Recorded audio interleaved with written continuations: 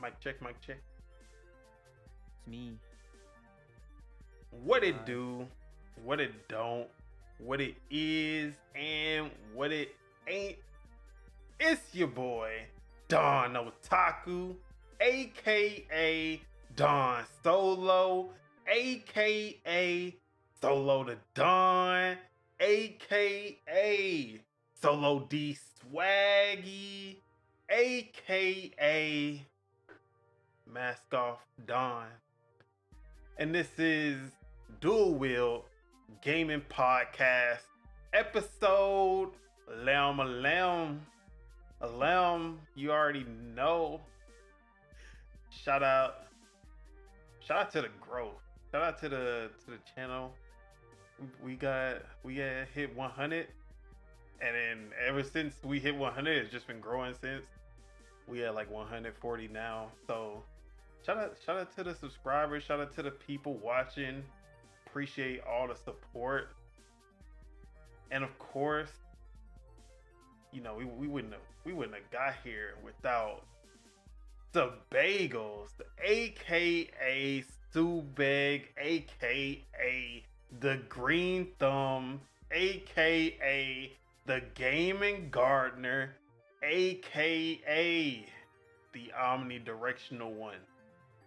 And last but not least, the co-host of this humble abode, and I forgot, Lognet's very own. How you feeling? What you been up to? Yes, sir. Lognet's very own. I'm doing good, man. Honestly, you know, a lot of grinding on homework, a lot of grinding on assignments. One of my teachers is super extra, but we getting through it though. We getting through it, and I'm doing really good, man. What about yourself? Man, you know, we making it today. I mean, I've been good, but like, I mistakes were made before the show. Let's hear 'em. Your boy is struggling right now because I was making some bad decisions, and they are not paying off at all. You know, when you just like, you get that craving and you just like, bruh, I need to, like, you got a craving for something and it ain't good, and you know it ain't good, and you know it's gonna fuck you up, but you like, I gotta have it. So I was snacking. I was smashing, bruh. Had to hit up Little Ceasars. No. For the crazy puffs. Bro, I don't know if you've had them. Never had them. Bro, them crazy puffs go hard as fuck. Okay. They're, oh man, and you know, you get it with the crazy sauce. It's like these pizza muffins. I guess that's how I describe them. They're like pizza muffins, and they're so fucking good. And then it come with the crazy sauce. That shit is fire. But you know, I couldn't stop there. I mean, honest, look, I got a double order of them. That was already the mistake. Mistake number one, got the double order. Your man's was hungry because I skipped breakfast.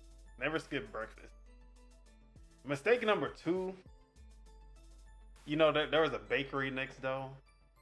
I was like, you know what? I need a little snack to go with it. So then your boy had hit up the donut, and you know, had to get an extra cookie on the side. It was over, bro. Like instant, as soon as I finished that shit, it was instant regret. Damn. And I've been in like, I've been in a food coma mode, but I can't, because I was setting up the podcast and everything. So yeah, but you know, we making it through. I feel like old buddy from the skits, like, oh my stomach bubbling. That's how I feel right now. Yeah, when they add the more cheese and there's cheese on top of more cheese. Yeah, I know what you're Yeah. talking about. And I'm lactose intolerant as fuck, so you know it's over. It's really over right now. But we gonna make it through. You already know. We ain't gonna let this shit stop it. That's something that I've noticed about people that are lactose is they don't give a fuck. They don't give a fuck. Hey man, as long as I'm at home, I'm really not tripping. You know, Yeah. the mic not gonna pick up anything. Y'all don't got nothing to worry about. We got Hey, that'd be a viral moment. That'd be viral. That's hilarious. But yeah, what's their crazy sauce? What is that? So it's not their pizza sauce but it's like their marinara sauce, but it's way better than their actual pizza sauce or like any marinara sauce I've ever had. Okay, so it's like a red sauce. Yeah, it's a red sauce, but the way that they season it, the flavor of it is so good. Okay. I usually buy an extra one just so I can like, whenever I make breadsticks or something like that at home, that's what I use because there is nothing like it. I could probably make my own. I never attempted, but it's only $1, so I don't really be tripping. Okay, so what you're saying is Little Caesars on the come up. Oh, so I used to be an avid Little Caesars hater. Okay. Like from the first time I had that $5 ass pizza, I was like, bro, this shit is cardboard and cheese, and that is it. And I used to hate Little Caesar, but sometime around like 2020, 2021, they changed up their formula, and ever since then, like as far as the big name pizza brands, Domino's, Pizza Hut, Papa John's, they're topping all three of them. Okay. They're like leagues ahead to me. Not only look, they were Xbox in 2019, like just putting out the worst shit possible. They only had two. You either get cheese pizza or you get pepperoni. That was literally all you had as choice. Like had no games, no sauce, 60 Metacritic every time. No But then something happened in 2020. They were like, we not doing this shit no more. And then they bought some chefs. They just started buying up all the chefs. They started buying up the ingredients. You can actually customize a pizza now. Before, like literally, they just had two choices.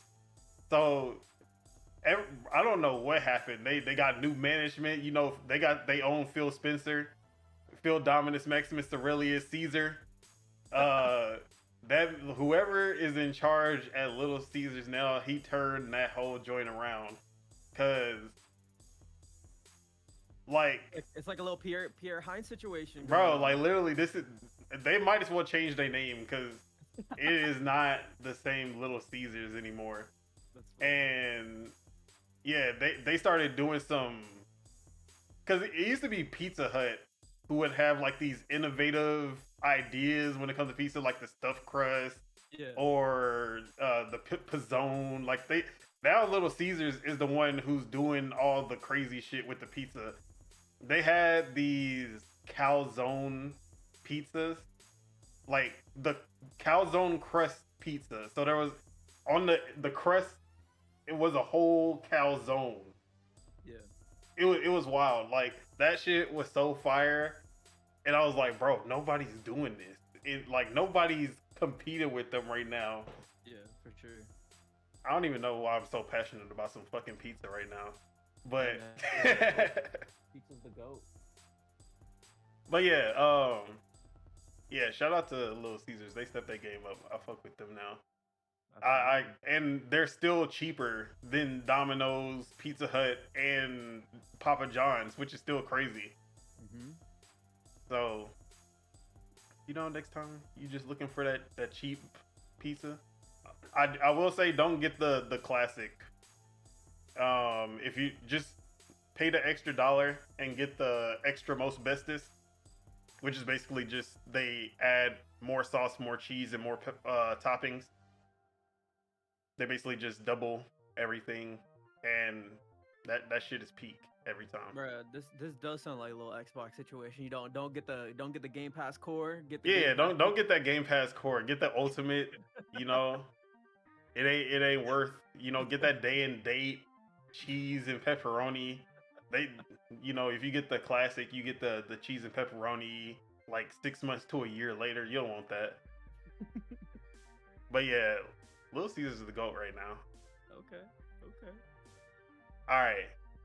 But I know y'all don't want to hear us talk about pizza. Y'all want to hear us talk about Tyler, the Creator, Chromakopia. Nigga. Oh, you already know this shit came out. You know that shit came out. You know, you already know. Yeah. But look,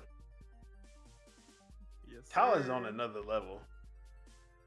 I don't know if y'all need to hear. I don't know who needs to hear this. But Tyler is on another level.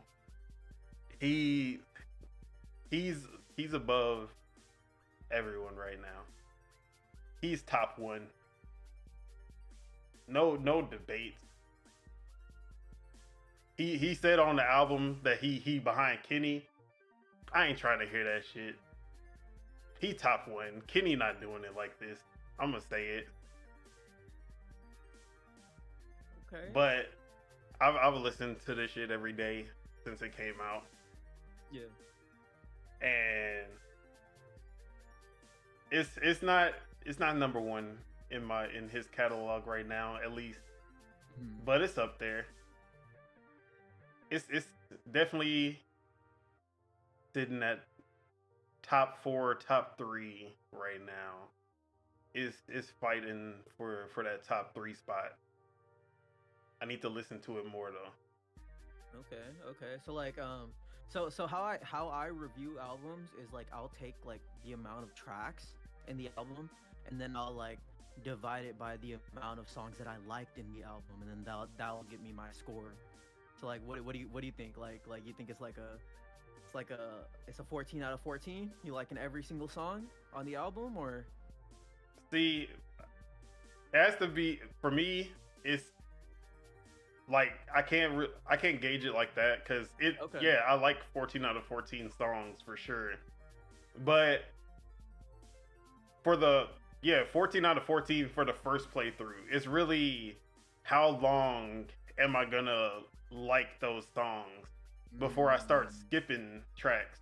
Yeah, like the staying power. Yeah, that's when I really know how good whatever song on an album is. Okay. So it might not, right now I'm listening to all 14 back to back, no issues, but there's already a couple of songs I know I'm probably not gonna listen to often. One of them, let me actually just pull it up. For sure.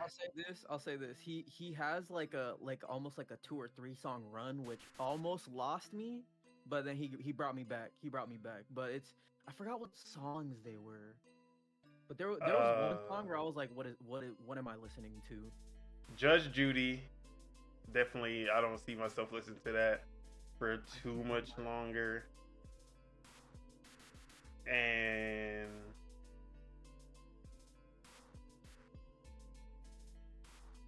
no, that's maybe tomorrow. Maybe we'll see. Tomorrow, I've been like zoned out, but then sometimes I'm locked in on it. And I'm like, okay, yeah. But everything else, so that's probably the only 2 songs I'll say that might lose me. Mm-hmm. But yeah, as far as the album as a whole, this is definitely the most vulnerable Tyler that we've seen in ways that we haven't really seen before, because we've seen vulnerable Tyler in like Igor and Wilshire on Call Me If You Get Lost, and even going way back to like Answer on Wolf, or like Lone on Wolf. Mm-hmm. But usually the most vulnerable lately we really hear from Tyler is like Heartbreak. Like, but that's like the easiest vulnerability to pull out usually. Everyone has their heartbreak songs, and it's like, oh, he's so vulnerable. But it's like literally everyone does the breakup songs, you know. But this is the most real vulnerability that we've seen in a while from Tyler. Like him, the one about his father, which is like a full 360 from his first album, which is literally Bastard, talking about, I mean, like it's not the whole album is about that, but Yeah. the whole like, oh, fuck my dad, like, you know, he started off with this whole vibe about how his dad left him and all this, but now coming back with a full 360, him like wondering, I wonder if I look like him, like I wonder like if I'm anything like him. And the skits with his mom, the recordings from his mom, and her like saying that his dad isn't a bad person and all, like that shit was amazing. Like the part at the end with his mom crying at the end, that shit got me. I was like, oh man, this like that shit was fire. Good album for sure. Yeah, the production, obviously, like he usually goes out there with the production, but he was definitely showing off with the production on this one. Absolutely. But yeah, How I kind of see the album is like, it's kind of like his version of Mr. Morale. You know what I'm saying? Like that's kind of how I see it. But I think this album is better than Mr. Morale. But just as like songs, and maybe not storytelling wise, but like as songs, I think he killed it.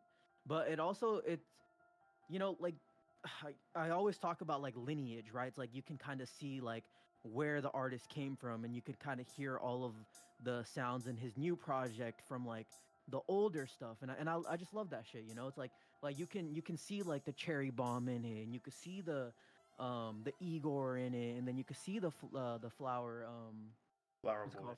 Yeah, flower boy in it. It's just like he's just cooking, man. He's cooking. He's absolutely cooking. And I'm excited to see this guy in a couple weeks, man. It's gonna be fucking fun, bro. Lucky it's gonna ass. be fun.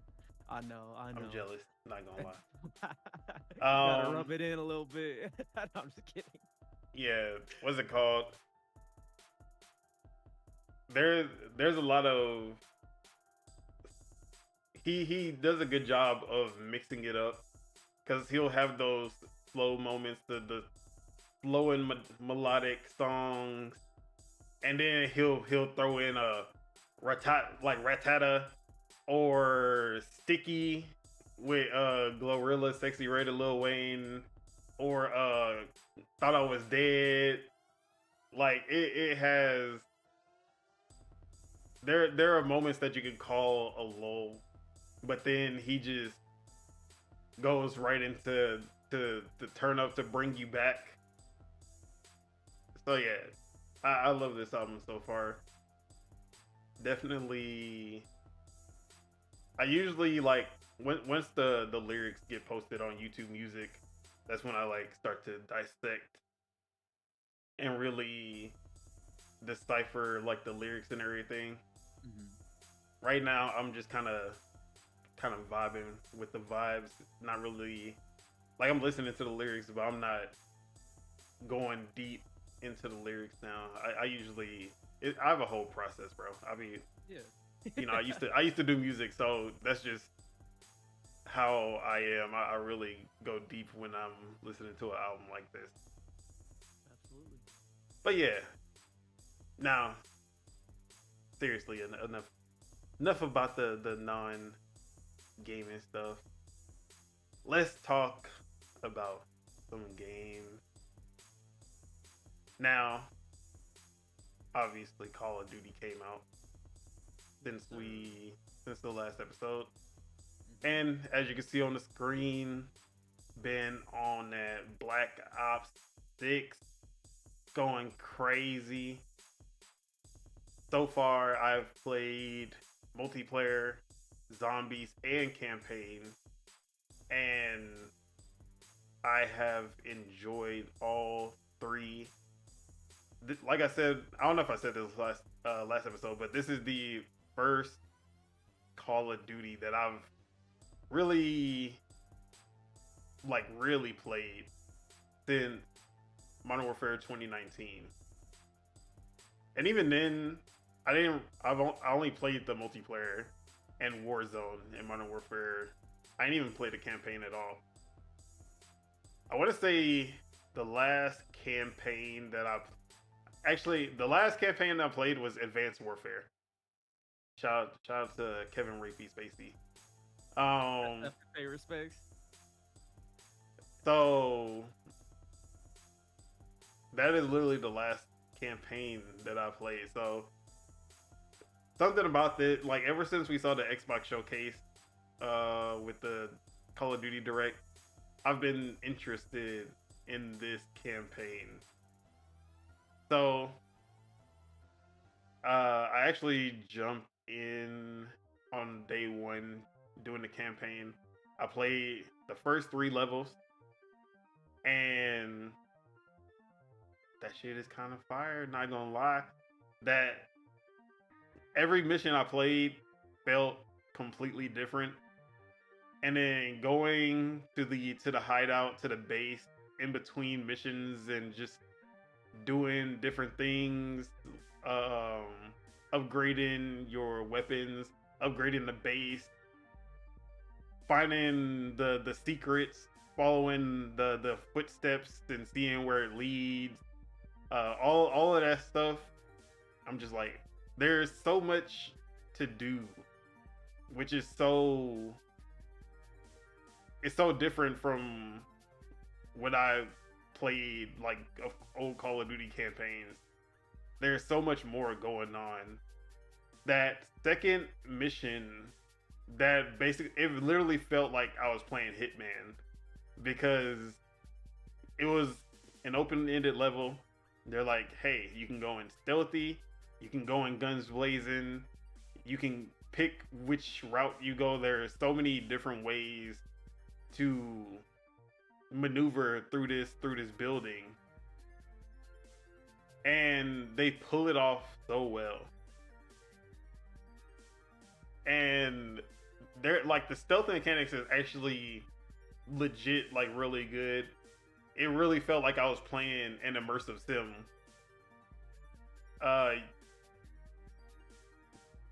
They had like they had some really cool stealth takedowns that you could do. I went stealthy, and you had like the throwing knives. So if you had like 2 enemies, it actually kind of reminded me of Far Cry, because you would have like 2 enemies that are like talking to each other. You're like, okay, I can't do a stealth takedown on one of them without the other one knowing. So I would like throw the knife and then run in and do the takedown on the other one before anybody makes noise. It was really good. I remember I was exploring one part of the building, and I ended up dying. And then I didn't finish exploring that part, but I didn't know how to get there because it's so big that I ended up going a completely different direction, and I know I missed a lot because I accidentally ended up where I was supposed to be, and then I got locked out of. I couldn't go back, and I was like, fuck. There was so much that like I know that there was a lot that I had missed, and it made me want to just go back and do that mission over. The replayability just on that one mission was crazy. So yeah, the campaign, fire. Have you touched the campaign at all? I played one mission, the first one. Okay. It was the main thing I have to say is production values are crazy. Yeah.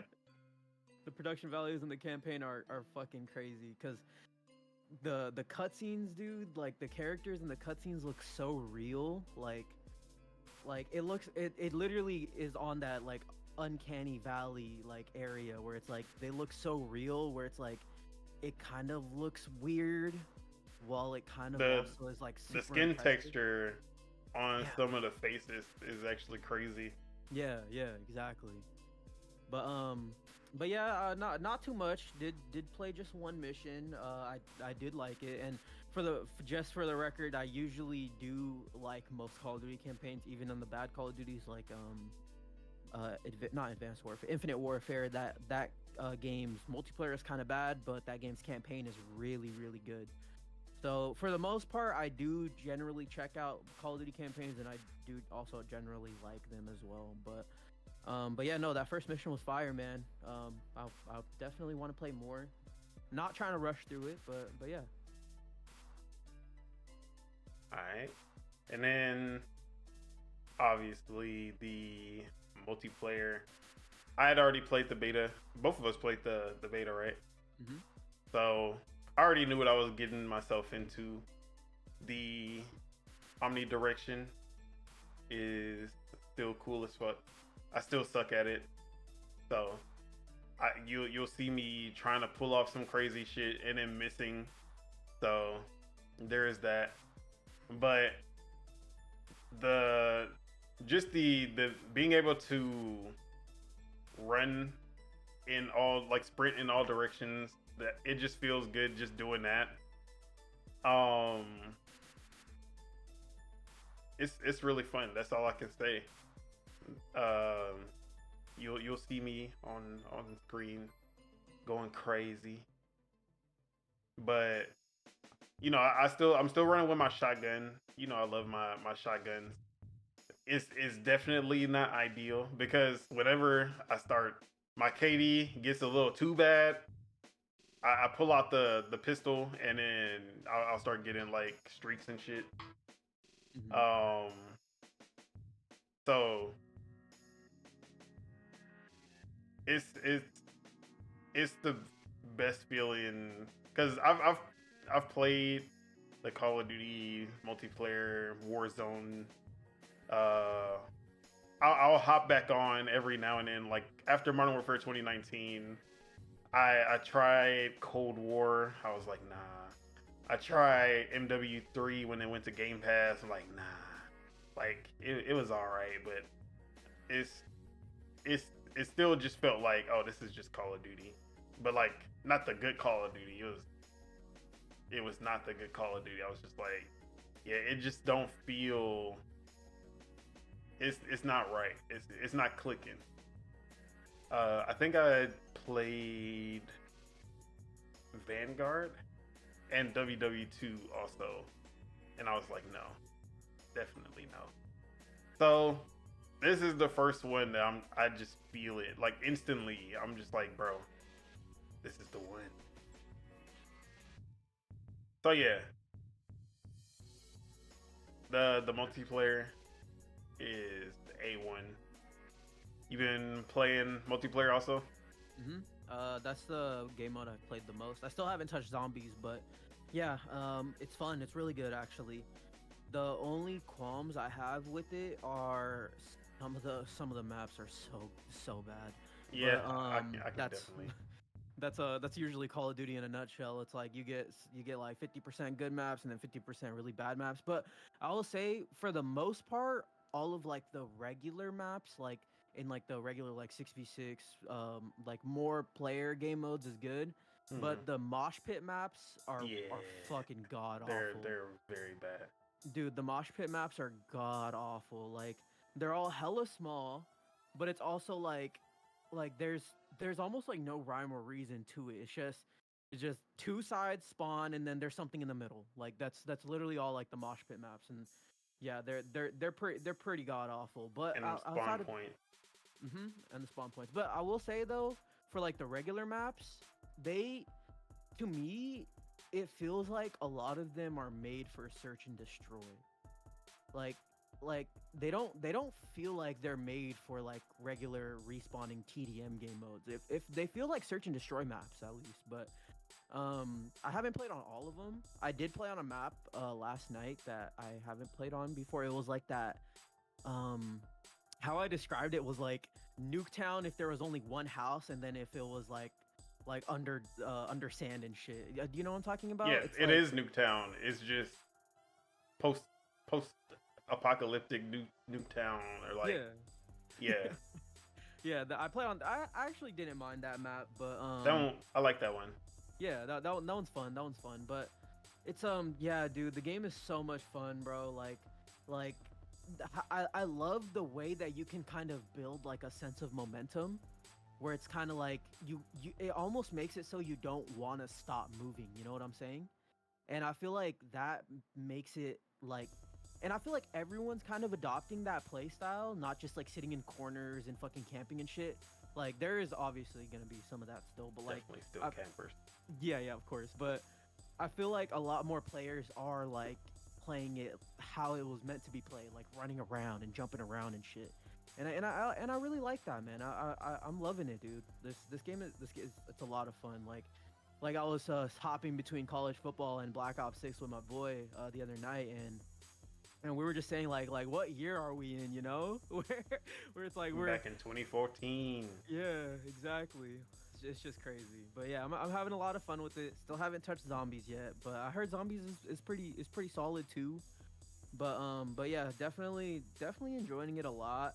Uh I'm playing it a lot more on my Xbox than I am on my PC. But that's not because it runs bad on my PC. That's just because I like chilling, laying back on the Xbox. But it runs pretty good on PC. I am running into like a weird bug or glitch where like every time I enable DLSS in the graphic settings and like I exit out and I go back in, it like reverts back to Fidelity FX or something like that. But I think DLSS is active because when I switch it to like DLAA, my frames go like they drop like how it should like look around like 60 65 frames. Hmm. But then when I switch it to DLSS, like I'll get like 100 something frames, but it'll still say Fidelity FX. So it might just be like a glitch in like the menu system, but Yeah, you were telling me about that. Y'all were discussing it in the Lords of Gaming chat, mhm. and I checked and I was like, no, it stayed as DLSS when I left the setting. So Yeah, my boy was telling me the same thing too, because I was telling him, I was like, can you check for me? Like, because he's on PC as well. And he was like, nah, DLSS is working fine. So it just might be like a me thing, or it just might affect like some people. But nah, dude, the game is fun. It runs stable. It runs really well on consoles. It runs pretty decent on PC if you got a nice rig. Yeah, man. I have like, outside of the maps being kind of shit, I have like no qualms with it, and the spawns, of course. But yeah. yeah, red card. I hate that map. That's the one. That's the football or not foot like soccer field. Yeah. The stadium. That one's really bad. I hate that one. I agree. Let's see. I can't remember the name. There was definitely another one that I was like, bro, get this shit out of here. But for the like you said, the regular maps not as bad. hmm The mosh pit map, nasty. Yeah. Yeah, dude. But yeah, Nuketown coming November 1st. we're gonna see how that goes. Mm-hmm. But other than the multiplayer, the last mode, zombies, and I've never had an interest in zombies ever since World at War.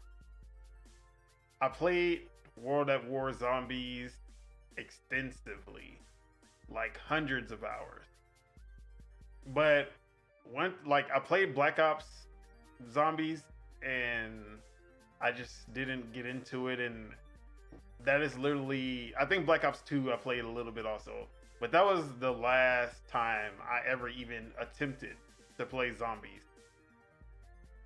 So, and I really wasn't planning on playing zombies, but shout out to Neo Game Spark.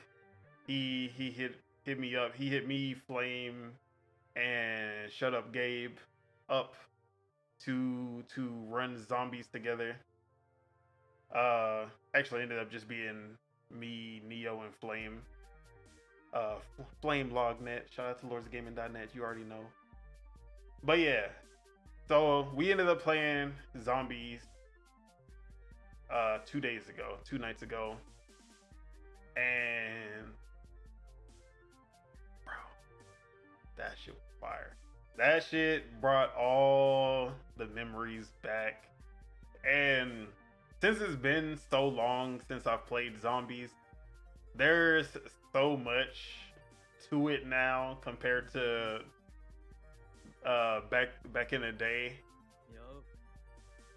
And just like oh, okay, you gotta upgrade your guns at the Pack-a-Punch. You gotta get the Gobstoppers, whatever the fuck they were called, the bubble gum, and that's how you get different perks that you can pop. And then yeah, they've taken this shit to a whole nother level. Then you got like the drinks that are your perks. You can get the Juggernog and all this other stuff. And I'm like, okay, but like, what really, I feel like if I would have played like Modern Warfare 3 has zombies, right? I think it did. Dude, Modern Warfare, the new one, right? Yeah. Yeah, then I wouldn't even call it zombies. So that's, if I would have played like one of those open world zombies, I probably would have like clocked out really fast. Mm-hmm. But the fact that it's back to the round based zombies, it definitely felt good, and that shit was just so much fun. Bro,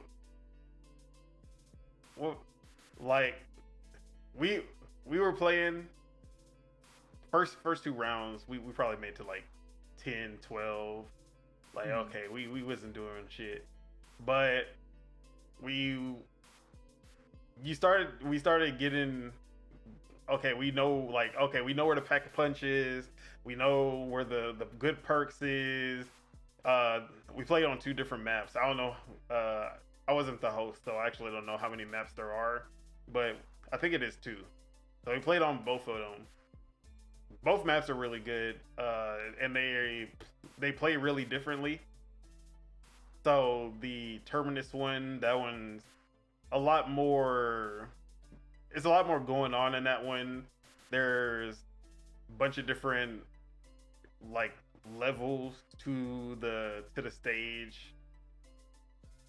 But it gets so intense, and then when both of your partners are down and you're just like, oh shit, okay, it's all up to me, I just gotta survive.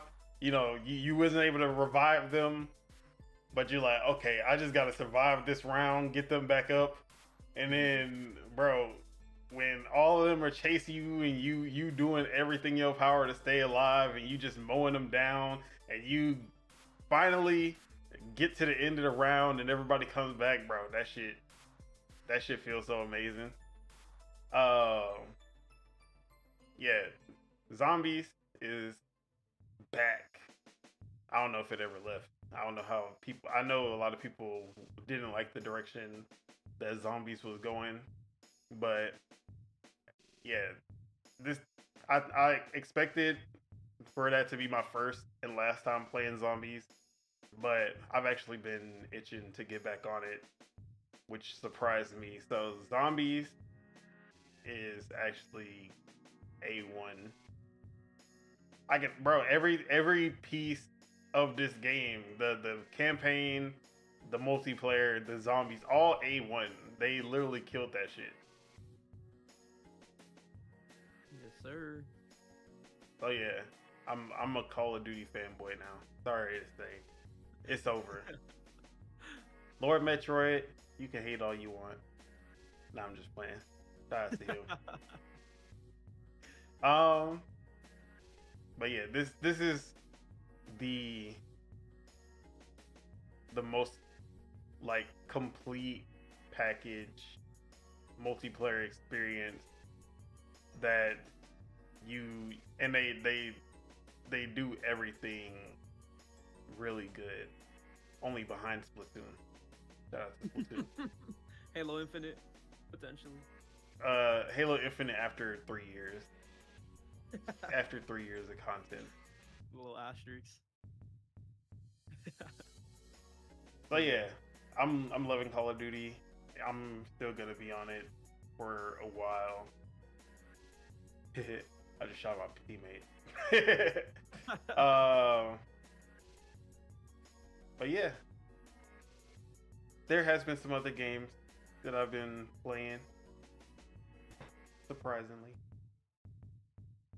one of them that I actually just picked up not too long ago, or I shouldn't say not too long ago, like hours ago, is Fields of Mistria.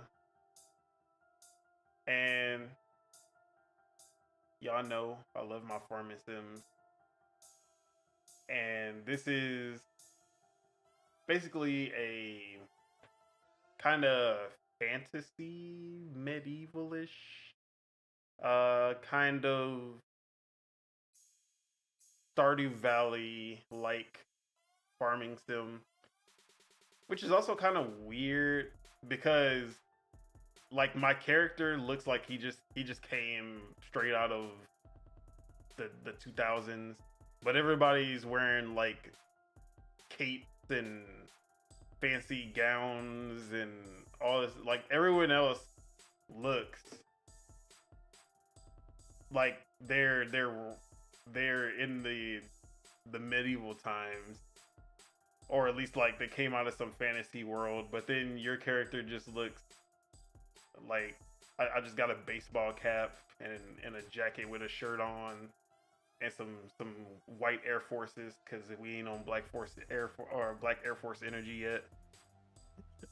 So like I'm like I don't understand that part, but and there was really nothing in the customization of your character to make you look like you were in a fantasy world. It was just like basic clothes. So I don't know what's up with that. But it's, if you've played Stardew Valley, if you've played not Animal Crossing, Harvest Moon, Story of Seasons, all of those games, you know what you're getting into. There really hasn't been anything that differentiates itself from the others yet. I haven't really got into any. Oh my god, I haven't gotten into any combat yet, so I'm not sure how that's gonna play out. But just like using the sword to like slice through crops and stuff, it already feels way better than Stardew Valley. The speed of the character, and you have like a 3-hit combo, so I can already see like, okay, combat's gonna be decent compared to say Stardew Valley or some of the other ones where it's just like just keep tapping X and you do like a little swipe, the Minecraft swipe. Yeah, so it already looks like it's gonna be a little better when it comes to that. So far, characters. I've met most of the villagers, and they seem cool. They have the mean character. There's always that one character that hates everyone, or like at least just hates you. And they're like, yeah, I don't want to be friends with you. Get out of here. He seems pretty cool. I'm gonna make sure we become friends. But yeah, I love there are so many dark skinned characters in this game. Like from the like screenshots, I really only saw like one or two characters, but like 70% of the characters in this game are like either darker skinned or they're just straight up black. Like they have a lot of diversity in this game, and I fucks with it.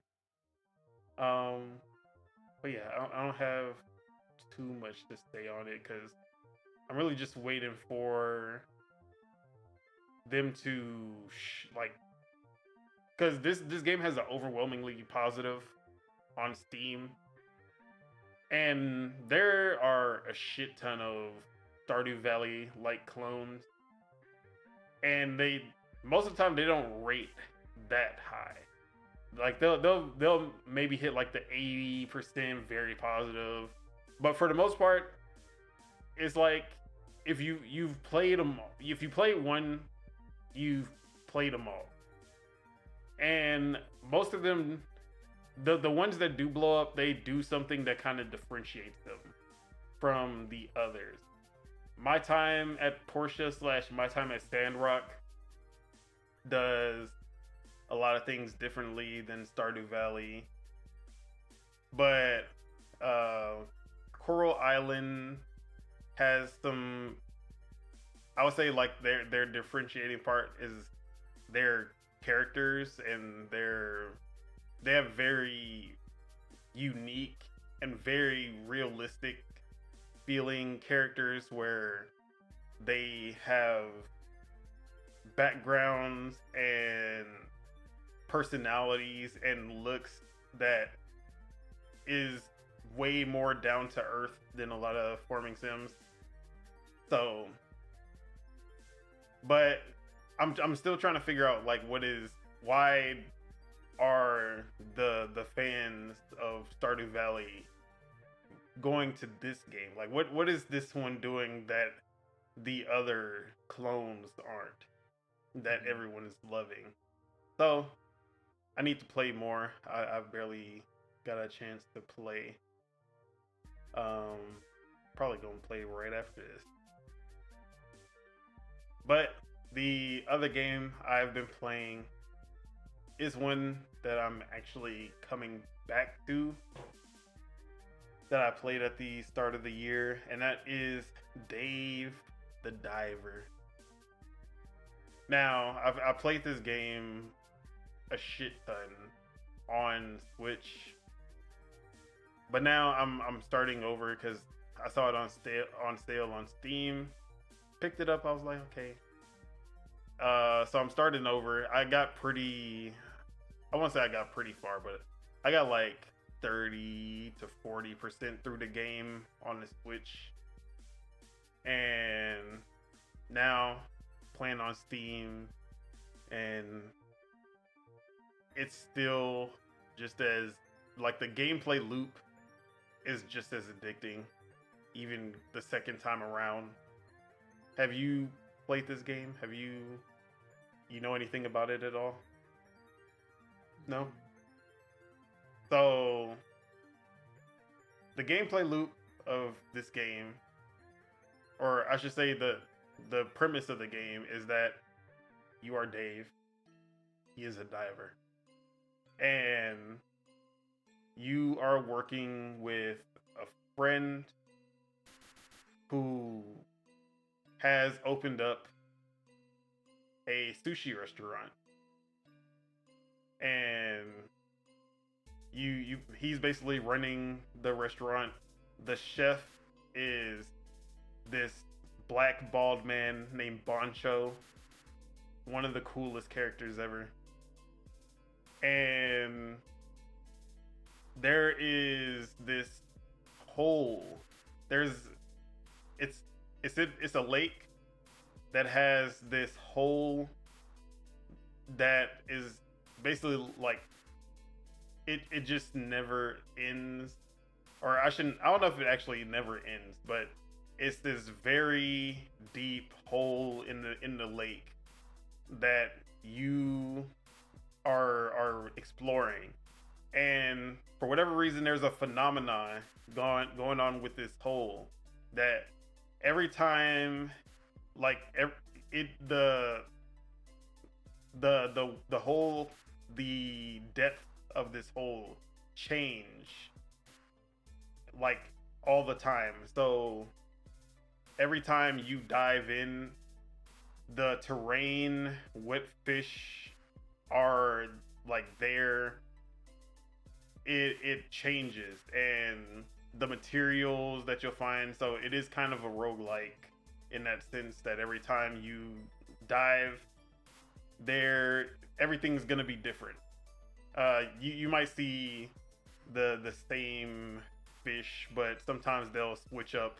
Oh, okay, like it's usually like blue tang here, but it's clownfish this time.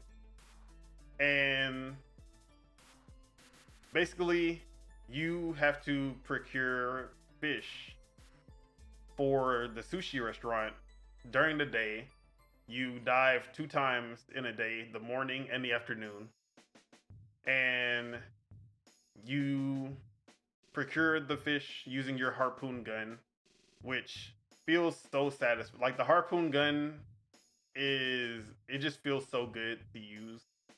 You hold A and it slows down and goes into this like slow motion where you can kind of aim and then you just shoot the harpoon, and just like the impact of it hitting the fish is just so like and then you like, if the weaker fish, you just automatically bring them in.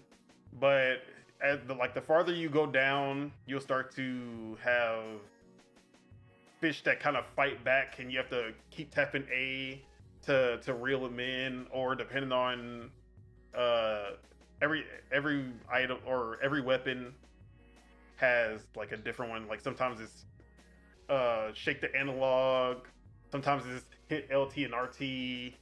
So it's they have like a little mini game depending on what kind of weapon you're using to reel in the fish. And it actually does, like, some of them are just really strong and they'll really fight back. Like you gotta Dragon Ball Sparking Zero, just mash the shit out of it to get the fish. So during the day, you go, you dive, and you procure the fish, and you have oxygen whenever you take damage, because there are aggressive fish like lionfish and sharks and jellyfish that will take away your oxygen. And obviously the oxygen is also just slowly depleting, and you have a weight limit that you can upgrade as well. You can upgrade your oxygen levels, you can upgrade how deep you can go. So at first you're like, oh, you can only go 40 meters before the pressure just starts choking you and your oxygen just starts depleting. But you'll be able to upgrade the suit to take more pressure, and then like, oh, I can go 150 meters. Oh, I can go 300 meters. Oh, I can go 1,000 meters. And the further you go, you start to, you're like, oh, I've never seen this fish before. Bro, if you've ever wanted to be a marine biologist, this is the game for you. If you like this game, I've learned so much about fish. I've learned, like, from playing this game earlier in the year. I forgot what I was watching, but I was watching something with my girl. I was like, oh, that's a triggerfish. I'm like, how do I know that? It's because of this fucking game. Like it feels like Pokemon in a way where you're just going and you're like, oh, I haven't caught this one before. It has that gotta catch 'em all vibe. So so the story, there is a story, and the story starts to pick up. There's there's ancient underground civilizations, and you're helping an archaeologist kind of figure out what happened with this civilization.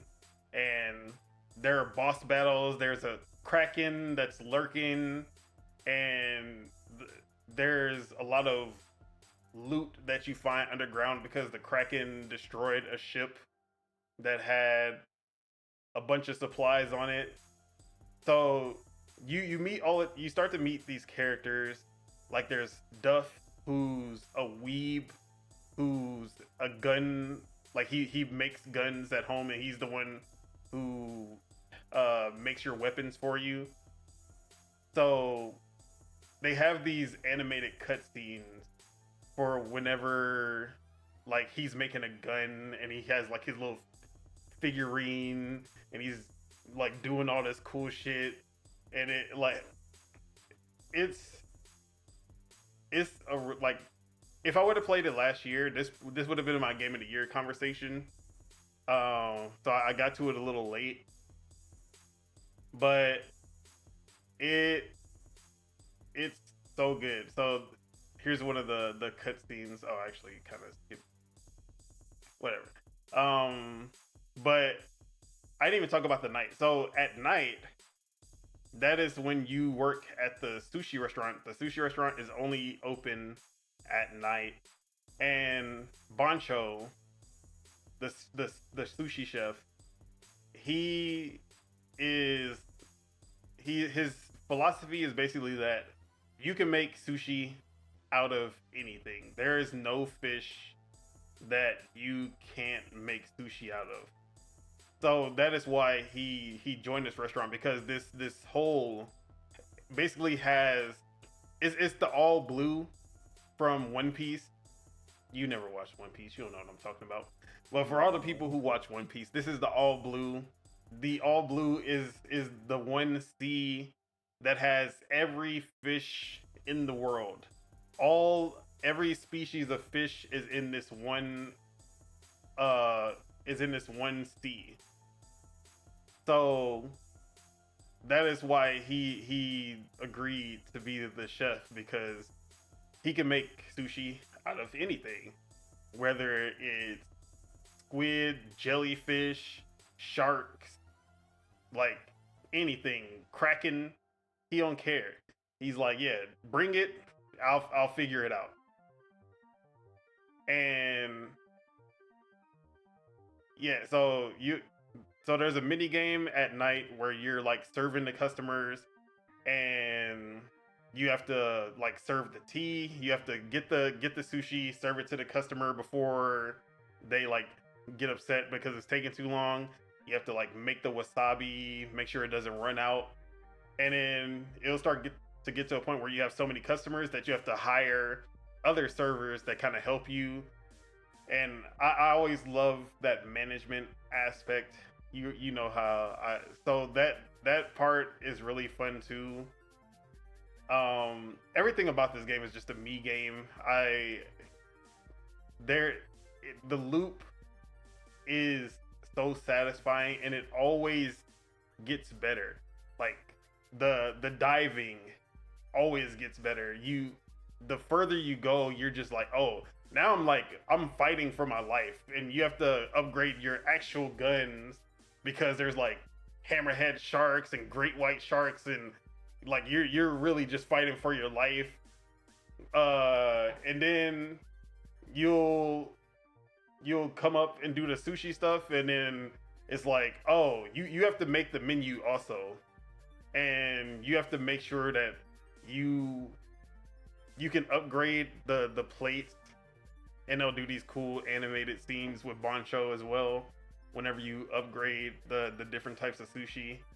And you'll upgrade, and you have to basically gauge, okay, how many customers am I gonna have today? Because if you put some sushi on the menu and the customers don't like, say you had 6 pieces of sushi ready, but only 4 customers showed up.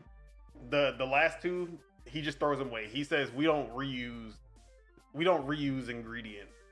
So there's a little layer of like, okay, you don't want to have too little. Even, I mean, I guess it is better to have too little than too much, because you can always add more to the menu once it runs out. But you have to kind of pay attention to how much you have and when to add some more on. So that aspect is already like, I love that part of it. And then you're like, okay, it's getting too busy.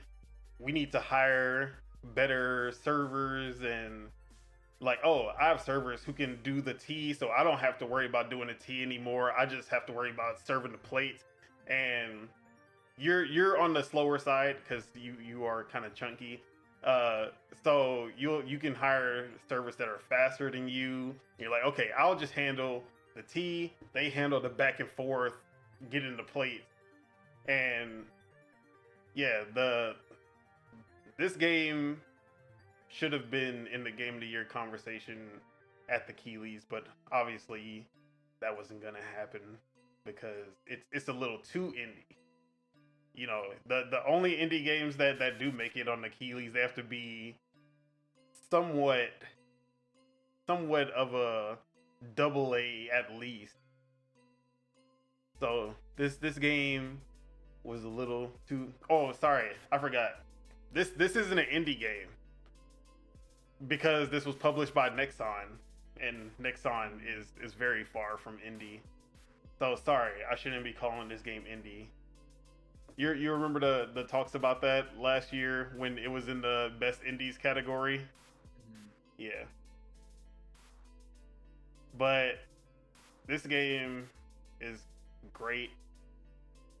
It's definitely a game that I recommend. I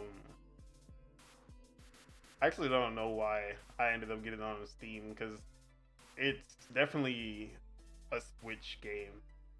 It's a very good Switch game. It runs very well on Switch. I just wanted to support again because I love this game. But yeah, Dave the Diver, definitely give it a chance. It's $13.99 right now on, I think it's on sale on both Steam and Switch. And it came to PlayStation, and I think it's about to come to Xbox 2, if I'm not mistaken. So yeah, make sure you guys give this game a chance. It's really good. Alright. That is all I've been playing. The Bagels. What have you been up to? What have you been playing? Yes, sir. Besides Call of Duty, of course. Yep. So on top of Call of Duty, just 2 games this week on top of Call of Duty. Still on Echoes of Wisdom. I beat the second dungeon, or the second dungeon that I decided to go to. Yeah, I have nothing to add on really. It's still really good. I'm enjoying just like the way that everything is kind of laid out, because like even in the second dungeon, you kind of like go in and you see the boss door like almost immediately, but you see that the boss door is like under a lot of sand, so it's obviously kind of like, oh, how am I going to drain the sand out and then open the way to the boss and then get the boss key so I can face the boss. So it's really cool. Still liking it. Not too much more to add on, other than the fact that I'm seeing the performance is pretty bad in the game, which is unfortunate. But outside of that, it's the game is really good. Don't have any nitpicks and stuff like that. Just trekking along with it, trying to play it as much as I can. And on top of Zelda, I've been playing a little game that is in early access called Windblown. I forgot to talk about that. I completely forgot. You're good. You're good. You can talk about it when I'm done with it. Yeah. You'll probably have more to say about it than I do, but this one is developed by Motion Twin, which is the developers of Dead Cells, sorry. But yeah, no, this game is this game is also really really good. This crazy, man. I've just been playing good games after good games this year. Like every game that I'm playing, I'm like, wow, this is fucking good. But so this is a roguelike, kind of like Hades. It's a little bit faster than Hades. Definitely. The aesthetics is cool. It's I wouldn't say it's like cell shaded, but it's kind of has this like little cartoony aesthetics going for it. Plays really smooth. I've been playing it mainly on the Steam Deck, so I've been getting a little bit cozy with my Steam Deck lately. But runs really well on there. It actually, so the first area runs great, but then once you go into the second area, that's when the frames start dipping. But still generally stable. But yeah, no, this game is fun. Um, Roguelike, it has co-op with it. Not paying too much attention to the story if I'm being honest, but the gameplay loop is really cool in the fact that like they give you a weapon or you can earn a weapon, and then you can get a second weapon on top of that. So the way that the game is set up is like you're trying to pretty much combo between the weapons.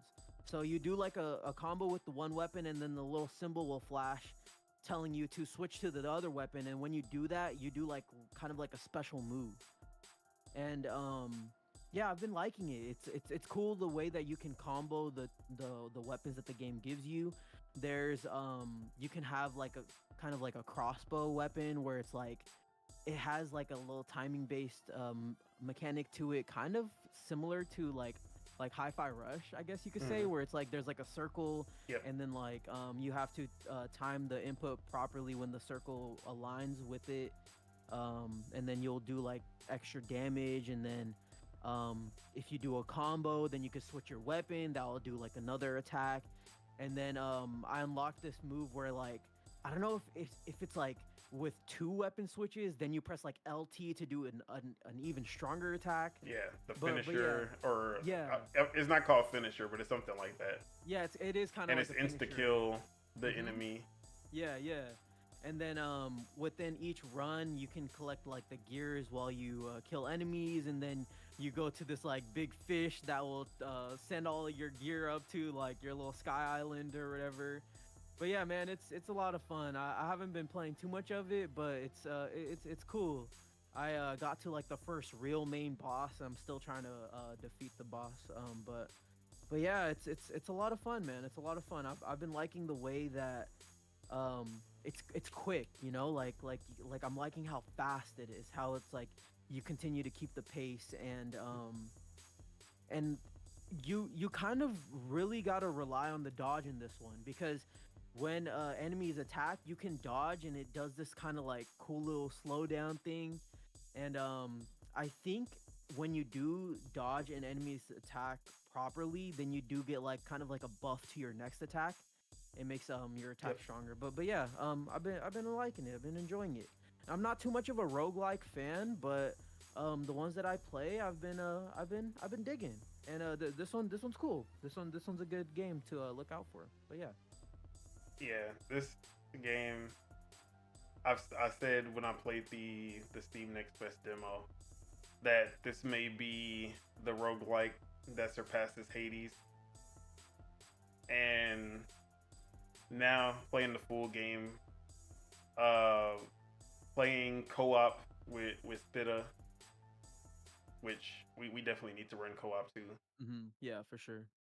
But this game, the combat, the gameplay, the traversal with that dash, the dodge mechanic, it feels it's the most satisfying roguelike as far as gameplay goes. What I will say, that the thing that will probably stop it from surpassing Hades for me is the story, the characters. That is the one thing that really kept people interested in Hades is that the characters, the story, the the dialogue every time you would die, going back to the base and then talking to the people, or talking to the people, like especially what was the first boss, like going when she would kill you and then you'd go back and talk to her and like hear her gloat, or like it had such a really cool dynamic that made dying feel like it had purpose.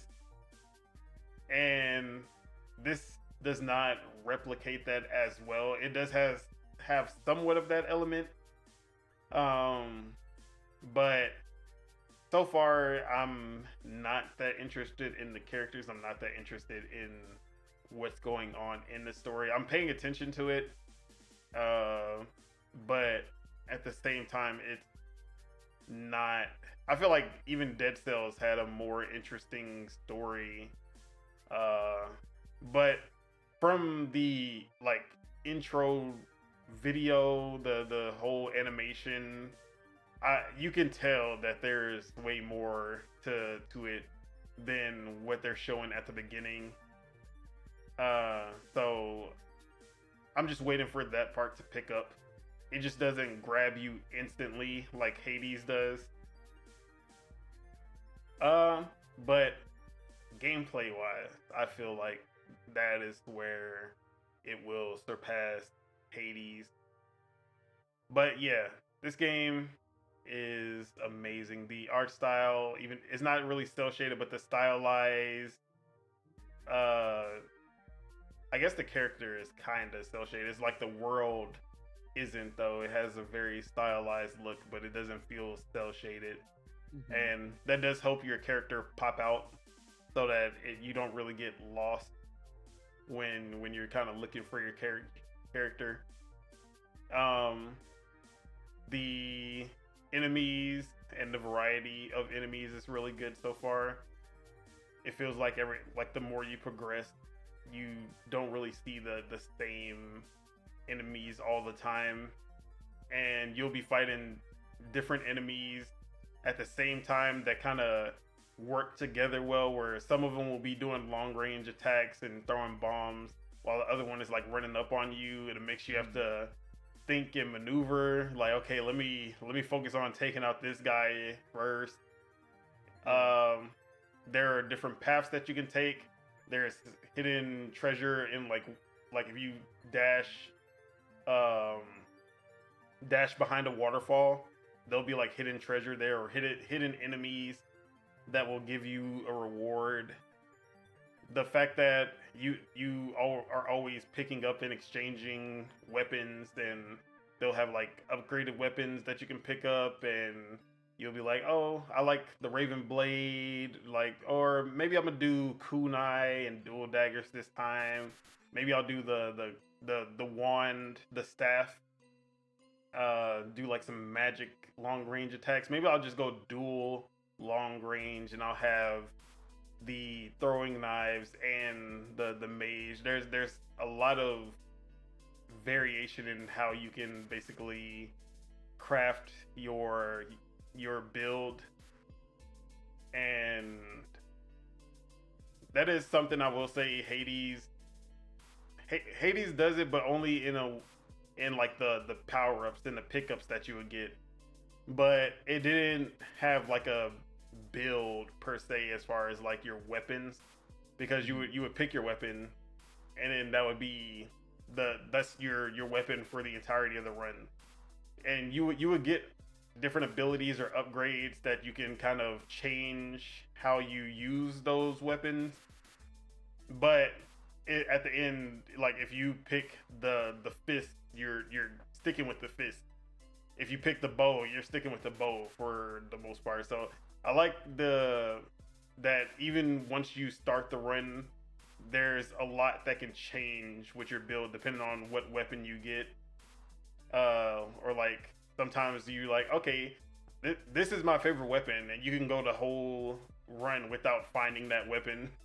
Mm-hmm. So there's a lot of variation in that as well that I like. Yeah, and it doesn't it doesn't like force you to like go down one different path. Like it lets you like experiment. And I've noticed like sometimes I'll cuz I really like the little crossbow. Like that's actually been like one of my favorite weapons. And like sometimes I'll like drop it, right? And I'll get like a better like weapon that's like a higher level, like a level 2 or level 3. Mm-hmm. And then like I'll drop it for that one, and then I'll see like literally like in like the next few minutes they'll give me a better version of like the crossbow. You know, I'm like, oh, thank you. But yeah, no, it's cool, man. I like the build variety. I like how like once you kind of know like how the like area is gonna play out, you can get through it really quickly. Yep. Like I'm getting to a point where I can get past like the first area really fast. Like I don't need to like stay in that area for too long. But yeah, I'm with you with the story though. Like I'm not really paying attention to it, but the gameplay loop, and like it kind of like hooks you. You know, it's fun. It's a really cool game. I'm digging it. Yeah, and the runs don't overstay their welcome. Last week I was talking about TMNT and how much that one pissed me off because it never feels rewarding. This is the opposite. Like I never feel like I wasted my time when I do die. In TMNT, I'm like, bro, I feel like I feel like I don't even want to go for another run because they last so long, and then I feel like I got nothing out of it. I'm like, bro. So there's definitely that satisfying, like, okay, now I got this stuff. Let me I want to see what's gonna like how it's gonna go now that I have this upgrade, and then I go to the next run. Or you're like, I'm close to getting this upgrade that I've been waiting for. Let me just do one more run, and then I'll unlock that, and then I'll do another run just to see how that one. And it like they're always getting you into that one more run vibe, and that's what Hades did as well. That was really good. Facts. But yeah, Yes, we gotta run that co-op. yes, yeah, we do. Man, we You do. unlock yeah, you had to you got to the second area, so I think you did Yeah. unlock the parrot or parakeet, whatever he's supposed to be, that enables the co-op. Yeah, no, I do. Okay. I will say it. I don't know if it actually is short, but it feels like it could be a shorter roguelike. It is. It is short. I have the little press briefing. And they say like on average they expect players to spend around 5 to 10 hours with the game. So Okay. I'm kind of hoping short, yeah. that's only because it's early access, but then like they're gonna build it out more once we get closer to 1.0. So that's the one thing about playing early access. Starting like that's the reason I'm not touching Hades 2, because I know that I'm gonna be disappointed once I finish the content, and I'm like, since this one isn't as story rich, where I'm gonna be invested in the characters in the story. At least I don't think so far. I'm more into the gameplay, and I'm like, okay. And then I'll probably like check in every few months and then see what they've done as far as, but like Hades 2, I'm like, yeah, I gotta play the finish one, I ain't gonna lie. But yeah, anything else you gotta say on Windblown? No, it's fun. It's fun. Yeah, we gotta run co-op, man. I just gotta find the fucking time to do it. Even PD at Lords of Gaming, he wants me to because I'm obviously covering the game. He wants me to play with him, and I'm like, yeah, like I want to, like trust me, like I want to play the game, like, but it's just I just been grinding out my assignments, dude. Most of my days are spent doing homework, writing essays, doing all that bullshit, just so I can find the time to play, and then when I play and finish the games, then I could actually cover them. But it's just finding the time to play is kind of it's kind of a struggle for me right now. But yeah, we got to run co-op, dude. It's a lot of fun. I'm sure it's a blast. How do they do the scaling in the game? Like, are the enemies tougher, or like do they have more health, or? Um, it didn't feel like they were. I think it does scale up, but it was definitely a good balance because I never felt like they like got killed too easily. Mm-hmm. I really didn't notice any difference when I was playing co-op with Spita, which is a good thing. Yeah. That means the balance was like really good because I didn't feel like it was easier. I didn't feel like it was harder. It just felt like the same. Absolutely. And we ended up getting to the second level, and then we got washed by the boss. Boss is hard. That boss is really tough. Yeah. But yeah. Anything else you've been playing? Outside of that, let me think. Oh yeah. So I speaking with the Steam Deck talk, I purchased Warhammer Space Marine, the first one. So I played like probably like an hour of it just to see how it is, and yeah, it's fun. I'm seeing the lineage for that too. Like the second one is definitely more brutal. You can do more combos with the melee and stuff, but yeah, I'm seeing like the early 360 jank in it, and definitely enjoying it. I'm not gonna tie myself too much to that game. I just wanted to have it because it was on sale. I have the Steam Deck, runs well on Steam Deck, which the second one does not run well on Steam Deck at all. But yeah, I played a little bit of Space Marine 1 just to dip my toes in it a little bit. But yeah, outside of that, not much. Just the mainstays. The Call of Duty, college football. I've been playing that a little bit. Me and my boy, we've been playing that 2v2, 3v3 Ultimate Team Co-op. That shit is fun as fuck. But I will say, ever since Madden, the new Madden came out, the servers for college football have been a lot worse, like considerably worse since Madden came out. Because before Madden came out, the servers were fine. Like we weren't having no problems like finding games and playing with each other and stuff. But yeah, it's been pretty rough since then. But yeah, just been enjoying it. This gaming season has been great. It's been fucking great. But yeah, that's really it though. That's what's up. Yes, sir. And with that, no, Tyler the Creator. I don't know. It just started playing Sticky by Tyler the Creator. It was about to get. It's getting sticky. Oh man, y'all ain't ready for that. Let's get into a warm-up question. Oh yeah, I am not. All right. So this warm-up question actually ties in to a couple of news stories that we'll be going over a little later. Mm-hmm. But we know Xbox, third place, the laughing stock of the big three. Everyone supposedly wants Xbox to succeed, but when you look at how the media treats Xbox, it's such a night and day different from PlayStation that it's crazy. Like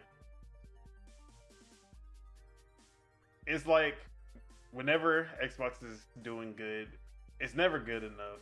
Whenever they do bad, they make sure you know that they are doing bad. They make sure that you that it's the biggest story for the next week, 2 weeks. If in Redfall case, 3 months, 4 months, they gonna make sure that you know what Xbox. When it came to layoffs, they gonna make sure that you know that what Xbox did.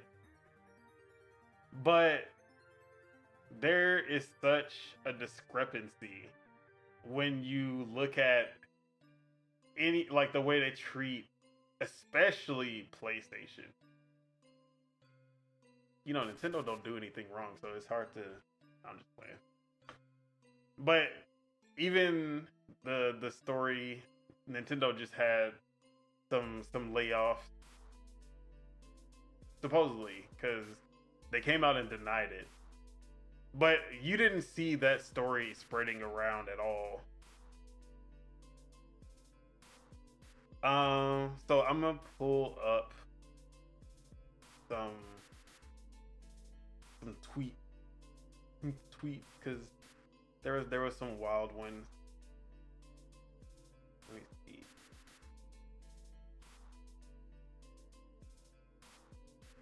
One moment.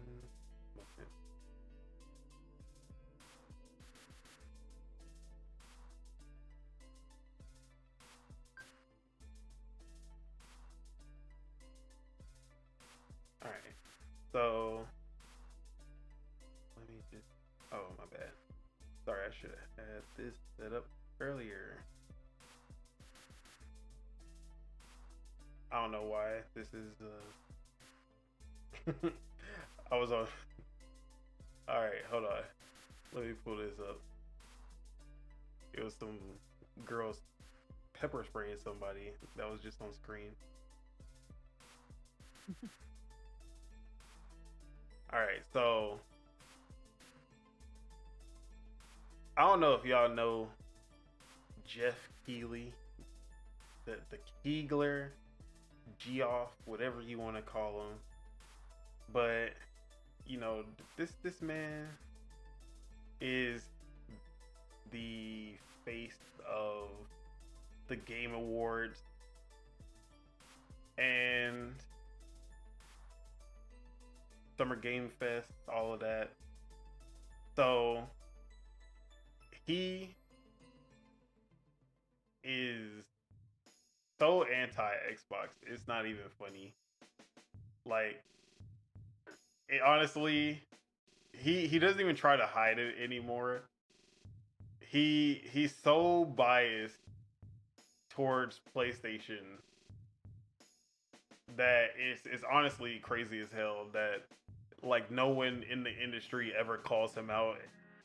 And he has the biggest platform in gaming with the Game Awards, and even more increasingly Summer Game Fest and Gamescom. So like he has some of the most reach when it comes to gamers. So this man, this is May 7th, 2024. A tweet from talking about Xbox where he says, Xbox today announced internally it is closing 4 Bethesda studios 3 years after acquiring the company. Arcane Austin, Tango Gameworks, creators of the Game Awards winner Hi-Fi Rush, Alpha Dog, and Roundhouse Studios. All right. You know, he just announcing the layoffs and nothing too crazy there. So then this is where it's getting sticky. Because we're gonna get to another tweet from Jeff Keighley, the man himself. But this one is about PlayStation. Or at least it was supposed to be about PlayStation, but you wouldn't know from the tweet. Because what he says is Firewalk Studio, the team behind Concord, is being shut down.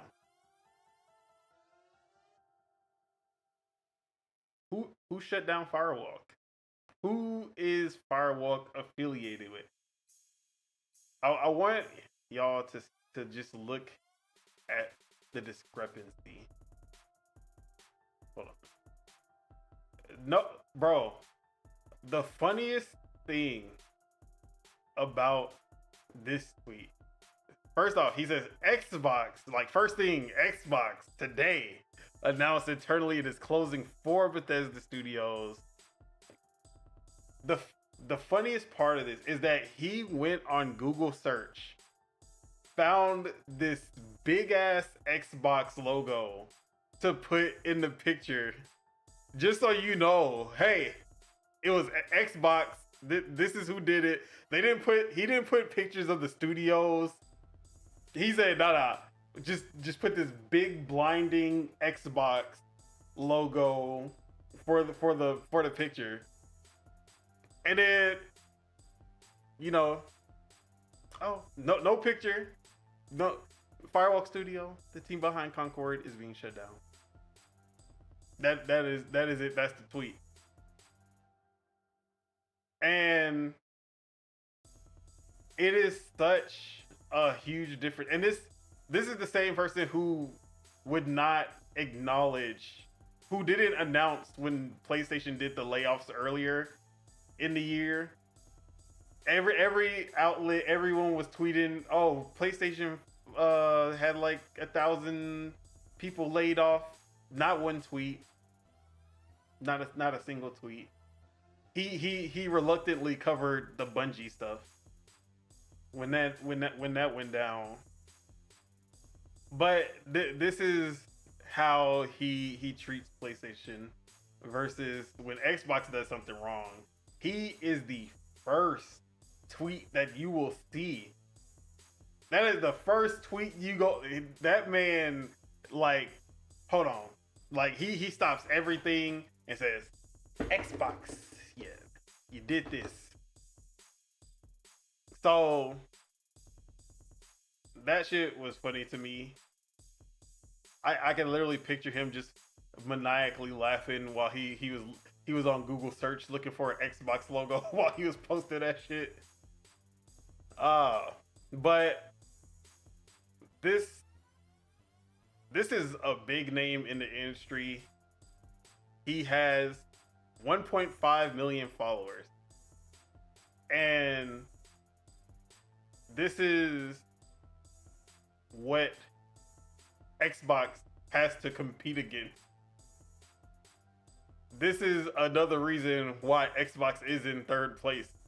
Because when the biggest people in the media, when outlets like IGN and PC Gamer, which let me actually go bring up another tweet, because this ties into another topic that we're going to talk about later, which is the Indiana Jones previews. And spoiler alert, for the most, like 99%, Indiana Jones previews are positive. But PC Gamer, who also notoriously kind of has a bone to pick whenever they're playing or reviewing or previewing Xbox games, they notoriously gave Hi-Fi Rush a 69 when they literally had 0 negative reviews. They were sitting at like a 91 on Metacritic, and then they came in with that 69. While like you read the review and everything in the review is glowing, and then they gave it a 69 and then say, oh, it kind of falls apart at the end. And that was literally just the explanation. And they gave like Hellblade 2 a 58. They gave Age of Mythology a 7 when like that is, how are you PC Gamer and you the most PC centric game compared to all the other reviews, because I think it's like an 84. It's not egregiously low, but you like reading the review, it had that same feel as Hi-Fi Rush, where it was glowing, but they were just looking for something to lower the score. And it seems like they always have this energy when it's an Xbox game. Did I not bookmark that tweet? I don't have to because I actually have. Hold on, I can find it. So here it is, and I actually had a reply that kind of blew up. I didn't ratio them though. So PC Gamer, after all of these positive Indiana Jones previews came out, they go on to say, after 3 hours with Indiana Jones in the Great Circle, I don't think it's the grand adventure Machine Games is pitching. It's just a fairly basic stealth game. Which in the actual article they go on to say like, oh, this isn't the action-packed adventure that I was thinking is gonna be. It's more of a immersive sim stealth-driven game. That's not what I wanted. That is one thing I hate when gamers get mad at a game that they didn't understand what it was supposed to be. Mm-hmm. Because not once did I think, oh, this is gonna be Wolfenstein 3, just Indiana Jones skin. But how do you even get that from this game?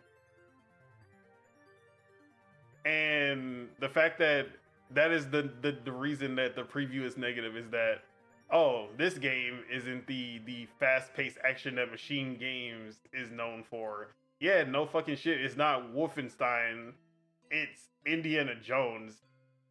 And it's very true to the Indiana Jones franchise. So, you know, I had to hit him with the reply. I was like, me, when PC Gamer puts out another overtly negative piece of content or review for an Xbox game that doesn't match the consensus, and I'm not gonna play this but y'all know the Boondocks clip. If you don't, you go watch it. But yeah, what did Xbox do to make PC Gamer that mad? That's what I want to know. So, in all, my question is, how, like, what is Xbox to do? Well, how did they compete? How can they make it to first place when the media shows at every turn that they want to make sure that Xbox stays in third place? Because guess what? I don't know if you noticed, but negative Xbox content always it sells. It gets the clicks. It brings people in. It works every time. So without winning over the media. So I guess I have two questions. Without winning over the media, can Xbox really succeed? And then the second question is, can Xbox even win over the media? Is that even a thing that can happen at this point? So I'm gonna leave you with that. I actually need to do something real quick, so no worries. You can take over for a minute. I got you. Okay, so yeah, this is tough. This is tough because earlier in the year I was saying, from like, you know, just to get a win for Xbox, I was saying I think it is a win for them if they can, you know, change the narrative of the platform wars to being more just about providing good games, right? Like with the multi-platform strategy. So like my thought process was, it is enough for Xbox to just put out good games, to change this narrative of them not being a good platform to them being a producer of good games, you know. But I don't know. It just seems like every step that they take, they will always get lambasted in the media. They'll always get treated like they're just not as good, which just sucks. It sucks because they're doing a lot of strides into being like this great publisher and this great platform for people. They're trying to cover all their holes that they had, with the JRPGs, and now they're bringing Metaphor, and they're bringing the Persona games, and they're trying to bring the Final Fantasy games, and with like the pixel remasters and stuff. They're plugging in that hole, and then they're putting a platform for Metaphor. They're trying to put it out to the world that, like, we're getting the games too. So they covered that, but then I don't know. I think with the media itself, it's a lose-lose for Xbox. I think no matter what they do, they're always going to be criticized.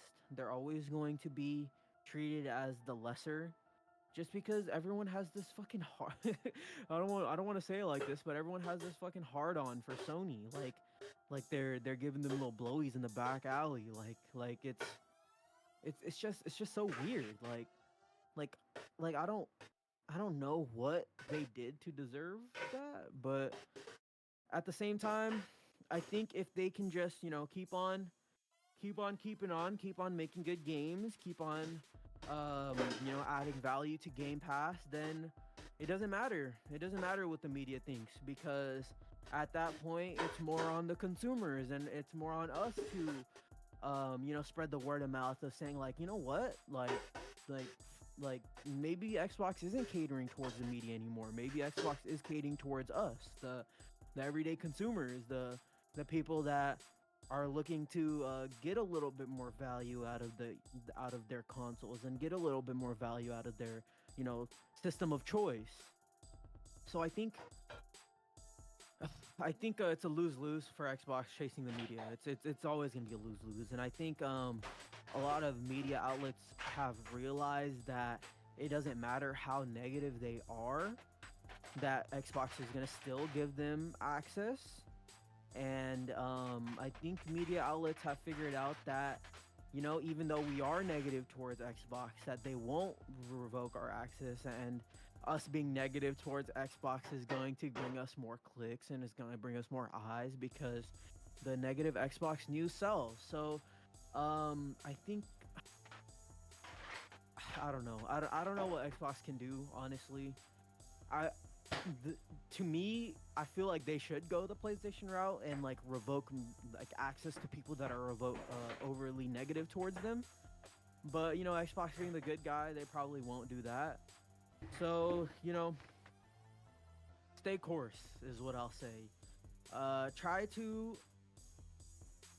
get the everyday people, like the dual wields, or the product untitles. Try to get them on board and spread the goodwill, versus relying on old media, relying on the big outlets to give them the positive PR, because they're just not going to. But yeah, you want a little TLDR what I said? Yeah, just a little TLDR. A little TLDR. They'll never win in the media.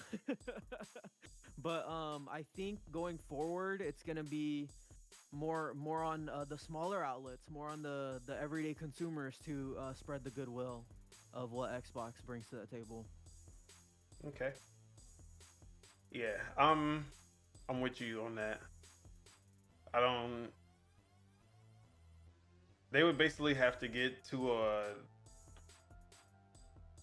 They have to get to a Phil Dominus, a Maximus Aurelius Spencer level throughout the whole company, where they are such a dominant part of gaming that they can no longer be denied, which could be very soon, seeing Call of Duty, seeing what they have cooking Um, and as we know, they're not done buying publishers, buying studios, or at least they've said for a while. So that with Call of Duty, Activision in general, when Elder Scrolls 6 comes out, even Doom the Dark Age is coming out next year. Once they hit a point where they can no longer be denied, yeah, I think the media basically won't have a chance. Now, Xbox just needs to stop giving ammo to these outlets, to the PlayStation fanboys, because they always find a way to just give them something. But even with that, there will come a time, most likely, that it won't matter anymore because they have the biggest franchises. They become the number one when it comes to revenue. Things like that make them undeniable, that make it so that you can't really make bad news about them, especially if they get their quality control up to the point where like 90% of their games are coming out and they're, well, I can't even say that they start making 80 plus Metacritic, because they've been making 80 plus Metacritic games. Is just that 80 plus is not good enough for them. It's only good enough when it's Sony, when it's even Nintendo can put out some 70 rated games and they still get more praise than a Starfield. So that is the trick, because they've consistently been putting out good Metacritic games, but like a Hellblade at 81, I think that's what it was at, is frowned upon, while Rise of the Ronin had a 76 is now this, oh, this was the sleeper hit. Everybody slept on this game. Oh, Rise of the Ronin is the game.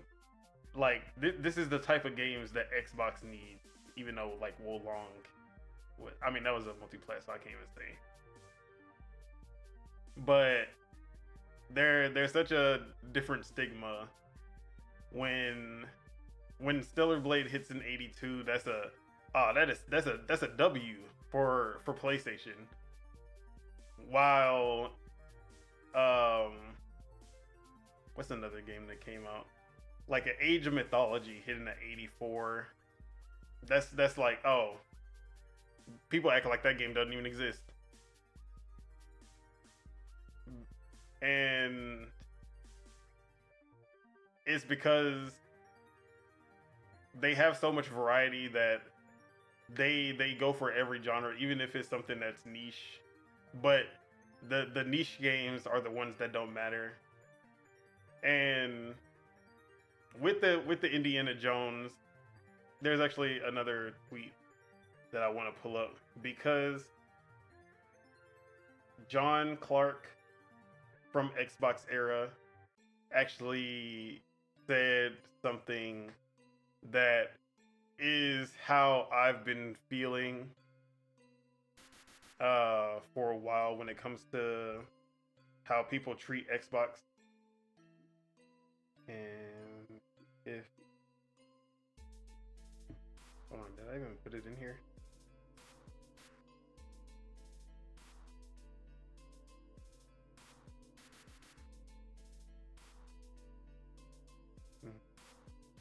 Okay, hold on. Now I gotta look for it because I did not bookmark it on accident.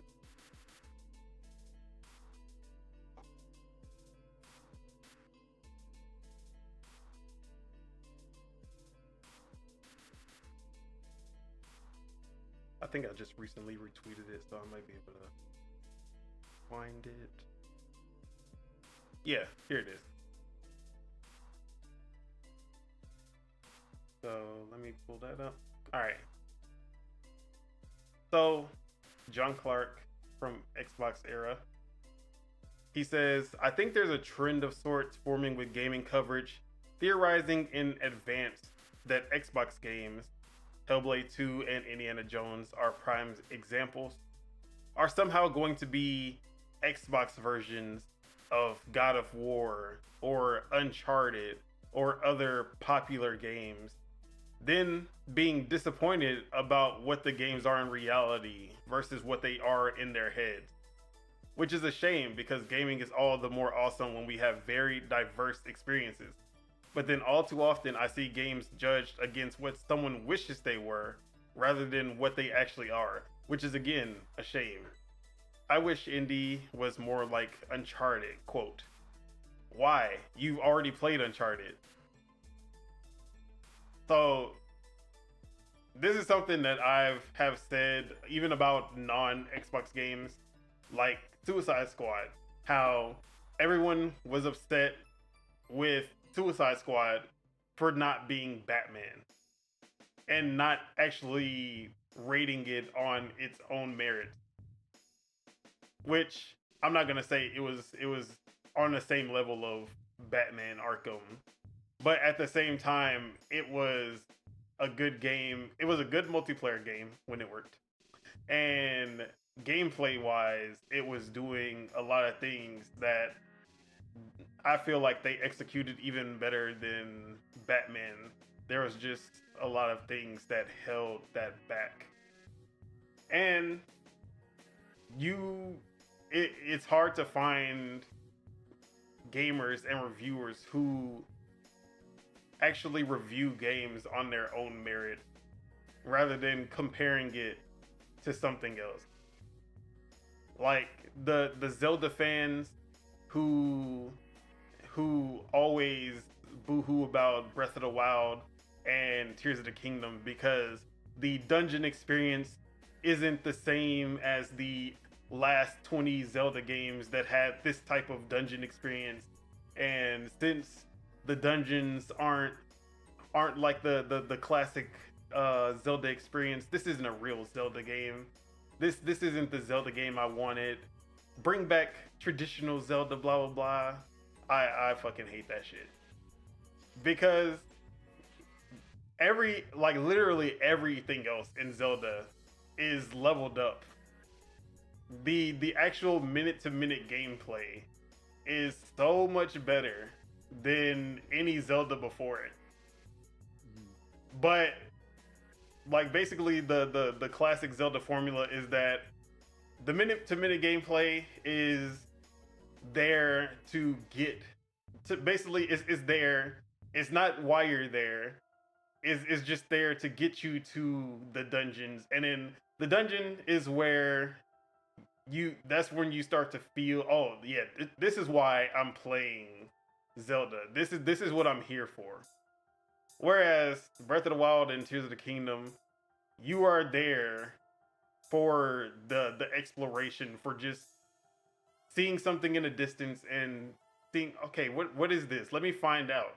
The entire experience is what you like. That whole minute to minute gameplay, there is always something that is keeping you interested and keeping you going, instead of you beelining to the next dungeon and then that's where you're like, okay, yeah, this is what I've been waiting for. You don't have that. And like I said, everything in Breath of the Wild and Tears of the Kingdom is far better than the previous Zeldas, except for the dungeons in a way.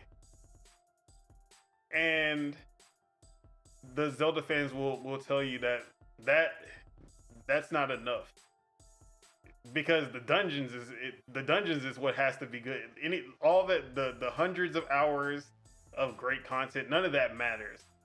Just the 5 hours that you spend in each dungeon, that is the only thing that matters. So there's always this need to compare, and sometimes you do go too far. Like a developer does go too far, where you do have to make comparisons like Final Fantasy 16, for example. Sometimes the developer does stray too far from what made the franchise what it is, but it's not a better experience. And so I can't say that I'm 100% not guilty of this, because I've talked my fair share of shit about Final Fantasy 16 in the direction it went. I've talked my fair share of shit about God of War, the 2018 and Ragnarok. So it's not like I'm saying that, oh, I'm holier than thou, and you know, this is everyone is not, it's just in people's nature. But also, I'm not a professional media figure. I'm not doing a professional review for these games. But this is something that I actually think about when I am speaking about a game. But for some reason, these actual trained media journalists, some even going to school for this, can't even put their biases aside for a second to do their review or preview, or to write a headline that's actually objective and not putting their own spin to it. So that's where I'm at with the media, gaming media especially. It's,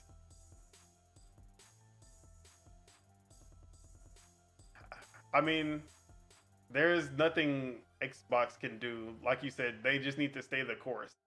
They really can't do much to change the media outside of doubling what PlayStation pays them. You know, if Xbox actually did decide to like try to pay for reviews, they would be outed so fast. Metro UK would not have that shit. Jim Sterling, oh, that he, or they are going all out. So they can't even do that. But yeah, and they can't revoke the access because they're like the good guys, you know. So yeah, bro, it's a tough situation. Publications, they wear, if you get blacklisted by PlayStation, they wear that shit with a badge of honor. They still gonna defend PlayStation. Yeah. Get blacklisted by Xbox, bruh, they're gonna have a whole hate campaign. Yep. Yes, sir. That's our little gaming industry. Yep. So Xbox, keep doing what you're doing. Keep proving them wrong.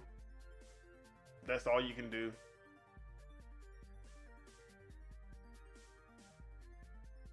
But that is our warm-up question. Let's move on to On the Radar. Do we have anything? I don't have. I might have to think of something. Nothing? Dragon Age? Dragon Age. Shout out to Dragon Age. Sitting at an 83 now on Metacritic? Or is it still 84? I think it's still an 84.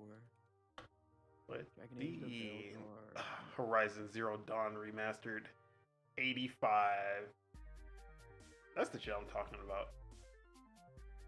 Yeah, I mean, 85 is what it should have been when it launched. It should not have been.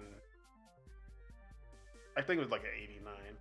Yeah, 85 is still too much for that game. But yeah, Dragon Age the Veilguard sitting at an 84. Some low reviews. Let's see, Steedy Action. Dragon Age Veilguard leaves us with the impression that we bought the wrong title instead of a true RPG. We get a mediocre action-adventure game. A scenario stretched to the limit, a poorly constructed world, and monotonous gameplay bored me to tears. That is a 60 out of 100 from CD Action. Another low score from Digital Trends. Oops, I did not go. Hey, I'm using the bathroom real quick, right? You good? I'll be right back. They say Dragon Age the Veilguard is a return to form for this once lauded RPG studio that should satiate Dragon Age fans quite well after a decade-long wait. But returning to form and perfecting form are not the same thing. BioWare has plenty of room to regrow as it gets back on track, making the kinds of games RPG fans want them to create. And then on the opposite spectrum, we have Checkpoint Gaming. God, I did not mean to do that. Where they say Dragon Age the Veilguard is a triumphant return to form for one of gaming's most loved developers. It's an epic and grandiose RPG adventure, interwoven with intimate, powerful stories about its cast of endearing and quirky companions. Has a truly stunning world to explore, with hidden secrets, alluring side quests, and a literal treasure trove of lore to comb through. Its tight, in-depth combat systems and breadth of accessibility options deliver a highly personalized experience. But beyond the adventure itself, it's another shining testament to diversity and inclusivity. Ooh, there is a group of people who are not gonna like that. Polished to near perfection in its presentation, put simply, Dragon Age the Veilguard is Dragon Age at its most captivating, a truly generational adventure that is as heartfelt as it is thrilling.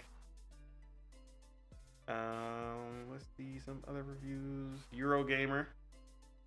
With Dragon Age the Veilguard, BioWare manages to bring the series into the present. Great technology, excellent playability, engaging story and characters, and above all, fantastic action combat make for an outstanding modern role-playing game. I'm back. That was another 100. What happened? I was reading Eurogamer's 100 out of 100. Yep. Nice. Let's see. Noisy Pixel gives it an 85, which is close to the average. Dragon Age the Veilguard may have hit a few big stumbles along its path to release, but ultimately manages to deliver an innovative and fully realized take on the series' world, exploration, and combat. The role-playing aspect has taken a minor hit in the process, but the game still boasts one of the best casts its studio has ever created, an engaging plot, and answers to many long-held questions, in addition to the best battle system in BioWare history. Okay, pretty glowing. So, 76% positive reviews, 16% mixed, 0% negative. So, as far as I can tell, it does hit it basically hits the metrics that, or it hit around where I would expect. I wasn't expecting this to be the biggest RPG. It's not gonna be RPG of the year, anything like that. Yeah. I wasn't expecting it to be Dragon Age Origins in terms of RPG elements, but it does a good job of being the next Dragon Age game. And for the most part, actually, from what I'm seeing, I already feel like it's better than Inquisition, and I like the Inquisition, but I always from seeing the gameplay, I was like, I feel like I'm gonna like this more than Inquisition, but maybe less than, say, less than Origins and 2. So that's how I was feeling about the game. Like I said, I liked Inquisition. I would probably give it like a 8.5. So I'll probably give Inquisition an 8, not an 8.5. And this is looking more like an 8.5 to me, which is, I'm okay with that. Like, Dragon Age isn't my favorite series in the world. Like a lot of people say like Dragon Age is one of their Origins, at least, is like one of their favorite games of all time. I'm not there with Dragon Age, but the combat in this looks pretty good. Every Dragon Age has kind of been a completely different game, even though it is a continuation with each game. The art style always changes, the combat system always changes, but they have been like Dragon Age 2 went very action from Dragon Age Origins, which was more CRPG strategy. Then Inquisition kind of slowed it down and kind of gave the best of both worlds. But then this game was like, haha, Dragon Age 2 again, except we're gonna make it even more action. So I can see why there are a lot of Dragon Age fans who are upset about the direction. And I can see some similarities with the Final Fantasy 16. The difference is that at the very least this is still an RPG.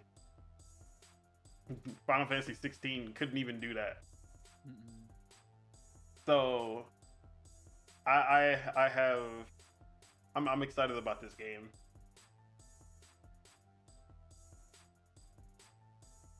But yeah, what about you? How are you feeling?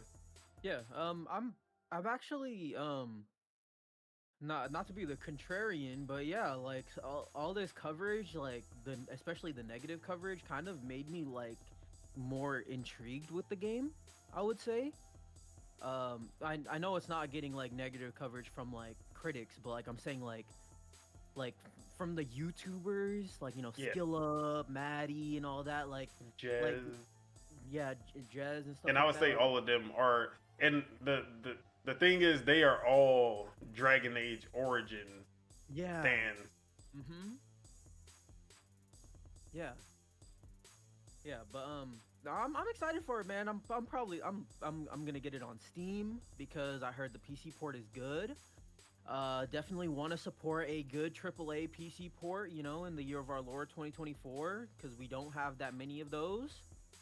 Back in my day, every Steam port was good, and now it's I don't know what happened since 2020, but all the PC ports have just been shit. Yeah, for sure. But yeah, dude. Honestly, like outside of like the identity politics and all that bullshit, it looks good. Like the combat looks fun. It looks like they took a lot from Final Fantasy Remake.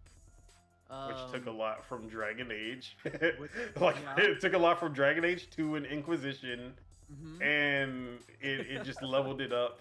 Now, the thing I've heard that it, like, from what I've seen and from what I've heard, it hasn't leveled up Final Fantasy 7 Remake's gameplay. Which, see, that's where I go, where no one had an issue with, or I won't say no one, because there are definitely people who still have an issue with Final Fantasy going action.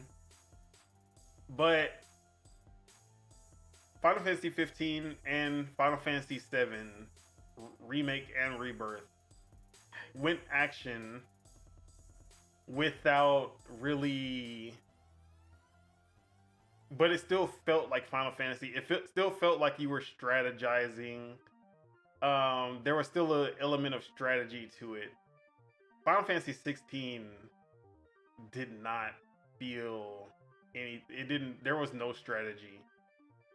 It just felt like you were literally mashing buttons, and you could literally get through with just mashing, just nothing but skill. You didn't. There was no elemental attacks. There was like leveling up. Like there was no kind of skill. Like there was no builds. There was no anything like that. It was just no RPG elements. Like that's what I'm saying. Like that shit was not an RPG at all. Yeah, There are classes, and like this is Elite. still Dragon Age at its core. You have classes, you have elementals. You can focus on magic. You can focus on melee and health. This is an RPG. It might not be as RPG as some other Dragon Age games, but at the core, it is still Dragon Age. And Final Fantasy 7, Final Fantasy 15, it still felt like that. It still felt like, oh, this is a Final Fantasy game. They just made it action instead of turn-based. Cool. A lot of people didn't have a problem with that. Most of the people had a problem with Final Fantasy 15. It really didn't have to do with the combat. It was about everything else surrounding it. Yeah. So that's where the similarities between Final Fantasy 7 or Final Fantasy games and Dragon Age stop. Mm-hmm. But yeah, I'm most likely gonna pick this up, and I definitely need to do a whole recap of the story, because I definitely do not. I don't really like fantasy or medieval, which is also why I don't like Lord of the Rings or The Witcher. So. I need a big refresher because I barely paid attention to whatever was going on in these stories. Yeah, for sure. Yes, sir. But yeah, no. I mean, for people that are saying like 80s is not good, dude. 84 is a great score. It's still a great score. Still is pretty critically acclaimed. Doing pretty well on Steam pre-release, sitting at number 2. Sitting at number 2, right under Call of Duty. Right under Call of Duty. That's where you want to be. You ain't gonna be number 1, but if you right under Call of Duty, you doing something good. Facts. Now, yeah, I hate that everyone is trying to hate this. They're trying to make this like they're doing everything in their power to make this game seem bad, and it's not doing good. 84, like the reviews have the reviews definitely basically said everything that I've said, that it's gonna be bad. Like even in the Lords of Gaming chat, they were like, yeah, the Dragon Age reviews confirmed everything I felt about the game. It's bad. And then I just posted the 84 on Metacritic. They were like, yeah, that doesn't count. I'm like, bro, like what is wrong with y'all? And then they're like, yeah, this is the developers put out trailers for the game. The fan base says it looks bad. Then it doesn't sell, and then they get shut down because they didn't listen to the fans. And then I showed them that it's number 2 on Steam, and they just ignore it. I'm like, why are y'all going out of your way to make it seem like this game is not doing well? Y'all are just ignoring the actual facts of what's going on. Mm-hmm. But yeah, I'm gonna be there. I'm gonna support. Shout out to BioWare. Same. I didn't have any faith in this game, but once I saw the gameplay, I was like, okay, they have my interest. It seems like they did something good with this. For sure. So that is the On the Radar.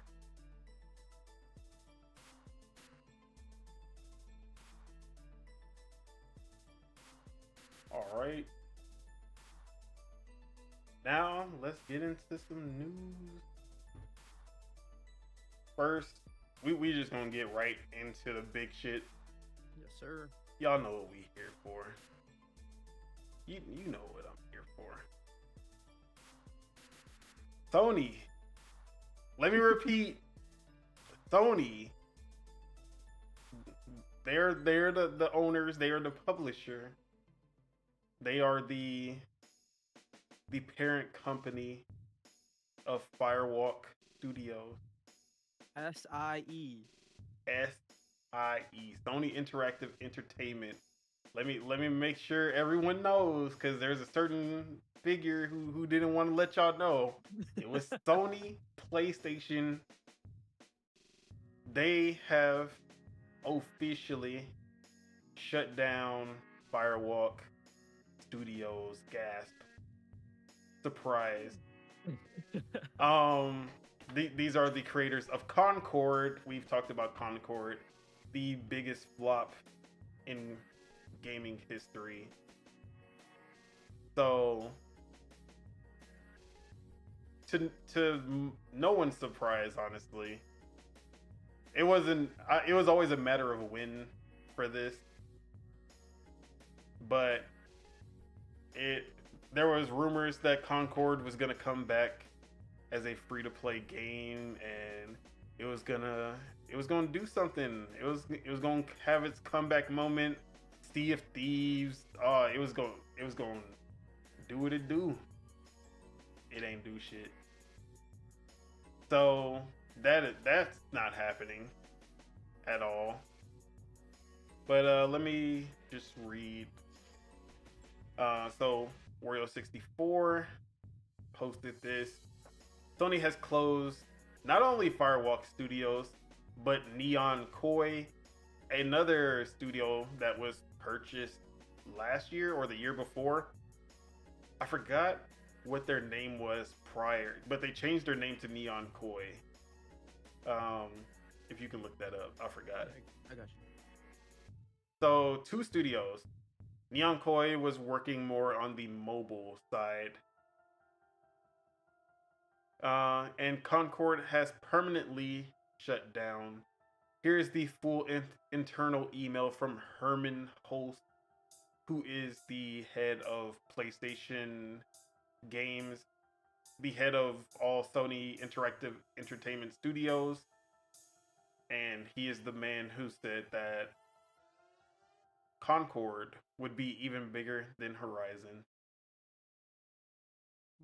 So he says, I found the name. They used to be Savage Game Studios. Savage, yep, that's what it was. So he says, "Dear team, today I want to share some important updates from Sony Interactive Entertainment's Studio Business Group. We consistently evaluate our games portfolio and status of our projects to ensure we are meeting near and long-term business priorities. As part of our ongoing efforts to strengthen SIE's studio business, we have had to make a difficult decision relating to 2 of our studios, Neon Koi and Firewalk Studios. Expanding beyond PlayStation devices and crafting engaging online experiences alongside our single-player games are key focal areas for us as we evolve our revenue stream. We need to be strategic, though, in bringing our games to new platforms. We gonna talk about that. And recognize when our games fall short of meeting player expectations. While mobile remains a priority growth area for the studio business, we are in the very early stage of our mobile effort. To achieve success in this area, we need to concentrate on titles that are in line with PlayStation Studios' pedigree and have the potential to reach more players globally. With this refocused approach, Neon Koi will close without ever putting out a game, by the way. And its mobile action game will not be moving forward. I want to express my gratitude to everyone at Neon Koi for their hard work and endless passion to innovate." Then I'm not going to say anything. Regarding Firewalk, as announced in early September, an important update on Concord. Certain aspects of Concord were exceptional. Which ones? Herman, please let me know which one. Tell me which ones were exceptional. I want to know. But others did not land with enough players. And as a result, we took the game offline. We have spent considerable time these past few months exploring all our options. After much thought, we have determined the best path forward is to permanently sunset the game and close the studio. I want to thank all of Firewalk for their craftsmanship, creative spirit, and dedication. The PvP first-person shooter genre is a competitive space that's continuously evolving, and unfortunately, we did not hit our targets with this title. We will take the lessons learned from Concord and continue to advance our live service capabilities to deliver future growth in this area. I know none of this is easy news to hear, particularly with colleagues and friends departing SIE. Both decisions were given serious thought, and ultimately we feel they are the right ones to strengthen the organization. Neon Koi and Firework Walk were home to many talented individuals, and we will work to find placement for some of those impacted within our global community of studios where possible. I am a big believer in the benefits of embracing creative experimentation and developing new IP. However, growing through sustainable financials, especially in a challenged economic environment, is critical. While today is a difficult day, there is much to look forward to in the months ahead from the studio business group and our teams. I remain confident that we are building a resilient, capable organization driven by creating unforgettable entertainment experiences for our players. Thank you for your continued support.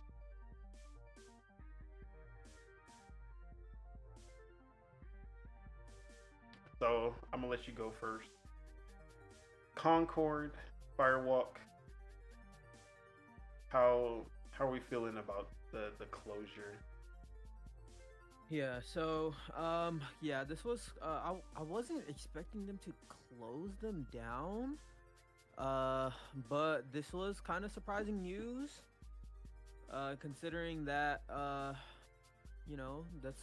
they've only put out one game, and a game that is probably one of the biggest failures in the entire games industry history. I mean, I honestly, I'm not gonna lie. My first reaction was I was pretty sad, even though Concord kind of sucks, but because Sony doesn't really have FPS like talent anymore outside of Bungie, so it's kind of like, and we don't know like the perspective that Fair Games is going to be in, so it's like that that potentially might not be a first-person shooter, and the only first-person shooter that we know that is coming out from them is going to be Marathon out of Bungie. So it's like, I was sad because they don't got first-person shooter talent like that. So it's kind of like they shut down their only other FPS studio. But you see me say this. I wanted them to get a little shot at SOCOM, potentially making it like a Siege-like game, as I've been asking for, because that is a area which they could probably find some success in. A realistic FPS squad-based type of shooter. But yeah, well, it's looking like it's over, and it's looking like Concord is one of the biggest failures in the games industry, costing $400+ million to come out. But yeah, it's not looking good, not looking good.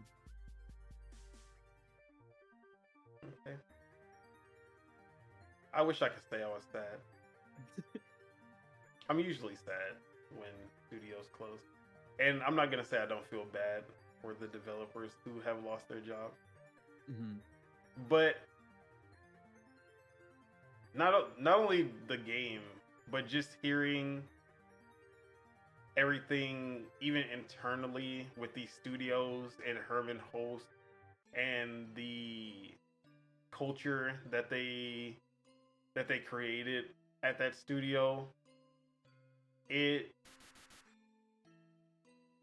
was destined to fail.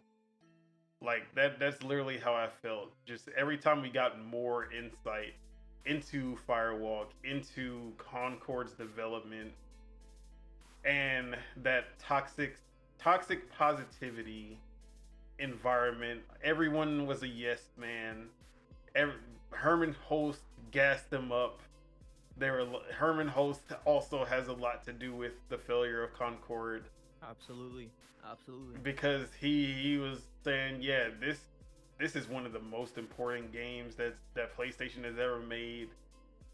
And people try to say, oh, they bought them while they were like already 3-4 years in development, or it was way more than that, because they were working on this game for Since 2018. 2018. So yeah, it was 6 years.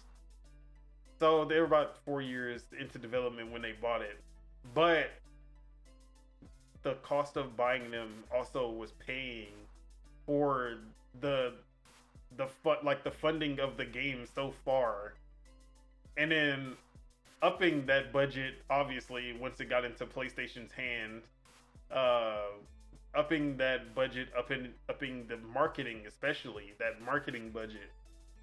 So people saying like, oh, they didn't actually, like, PlayStation didn't actually pay the entire 400 million.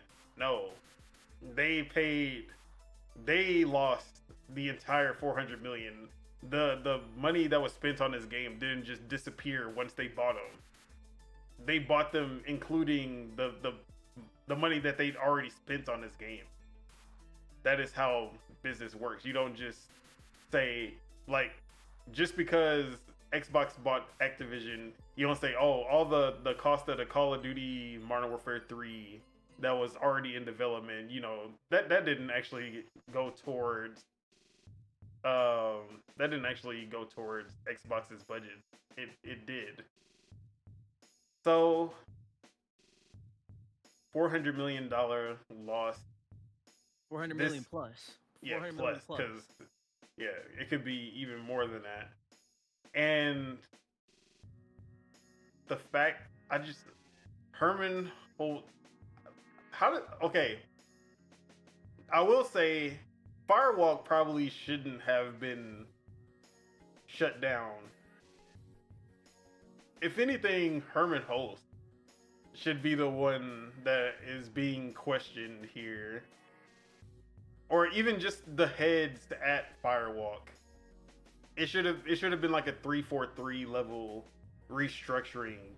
Cut off the heads and put others in charge who know what they're doing, obviously. Because that talent is from Call of Duty, Bungie with Halo veterans and Destiny veterans. I think they have some Battlefield devs as well. The talent, as far as the actual like body of talent there, they had talented devs. The only reason that this game came out the way that it came out was because of the people in charge. Mm-hmm. So I don't think that the entire studio needed to be shut down. The heads definitely needed to be cut out. And Herman Holst, who saw this, and he's the head of all PlayStation games, he saw this and said, yeah, this is that PlayStation quality. This is going to be bigger than Horizon. This is going to be our most important game. And he put that 200 extra million to make sure that the, like, he had that much faith in this game. 400 million people. And you saw when Redfall came out, months of criticism and articles and how bad Xbox is at managing games.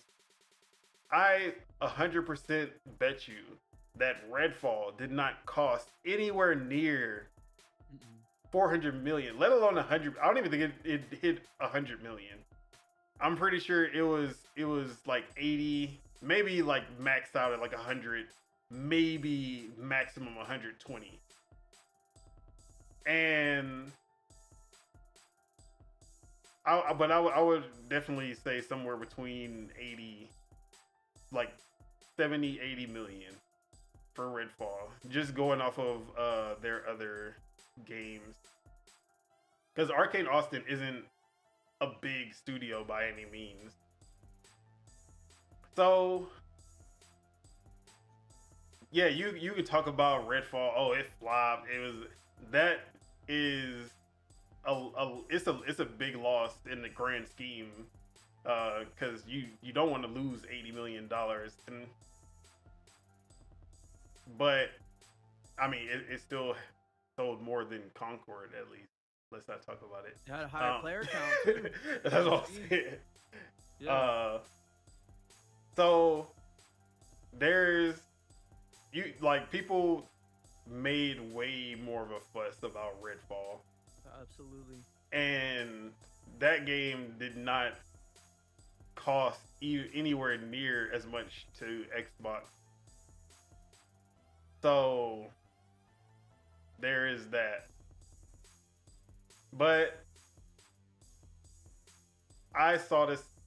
I mean, I thought they would come out with the free to play, and then it would flop for a second time, like Morbius, when Sony thought that all of these Morbius memes mean that people actually like the movie, and they put it back in theater just for it to flop for a second time.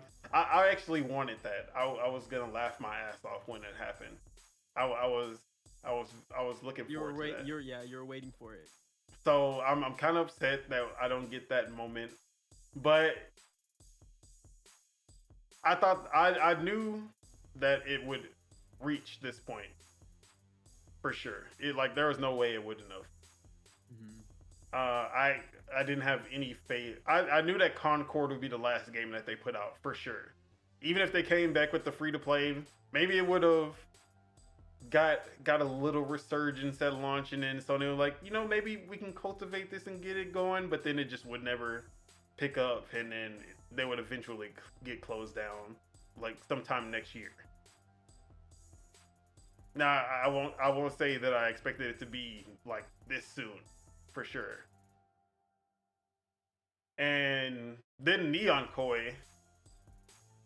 This just goes to show how much Sony is hurting, because Neon Koi hadn't even put out a game, and we did have rumors that there was some troubles going on with Neon Koi and their development. So I guess it's not that surprising, because we were hearing rumors before the game even came out. But yeah, where PlayStation is, they're in a bad spot, and they need a big win,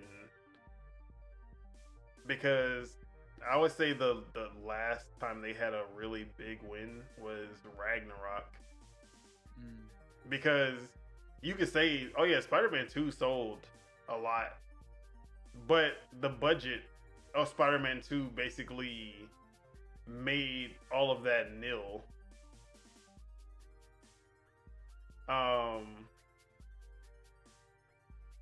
So we heard about Spider-Man 2. We see the budget of it, not including marketing, and it's way, compared to what they made. Yeah, they definitely made profit, but it definitely was not enough. At least not what PlayStation want. And it was exorbitant to consider, because half of Spider-Man 2 is from the first game. You know what I'm saying? So it's and the second island that they crafted for Spider-Man 2 it's not as big as the first island either. Yep. So it's kind of why did it cost that much more? Marvel, paying Marvel. Oh, okay. So the marketing. Yeah, paying Marvel for sure for the IP. And the licensing. Insomniac has grown considerably, and they are in California, right? They're based in California. Yeah. Which means that they're a very expensive team.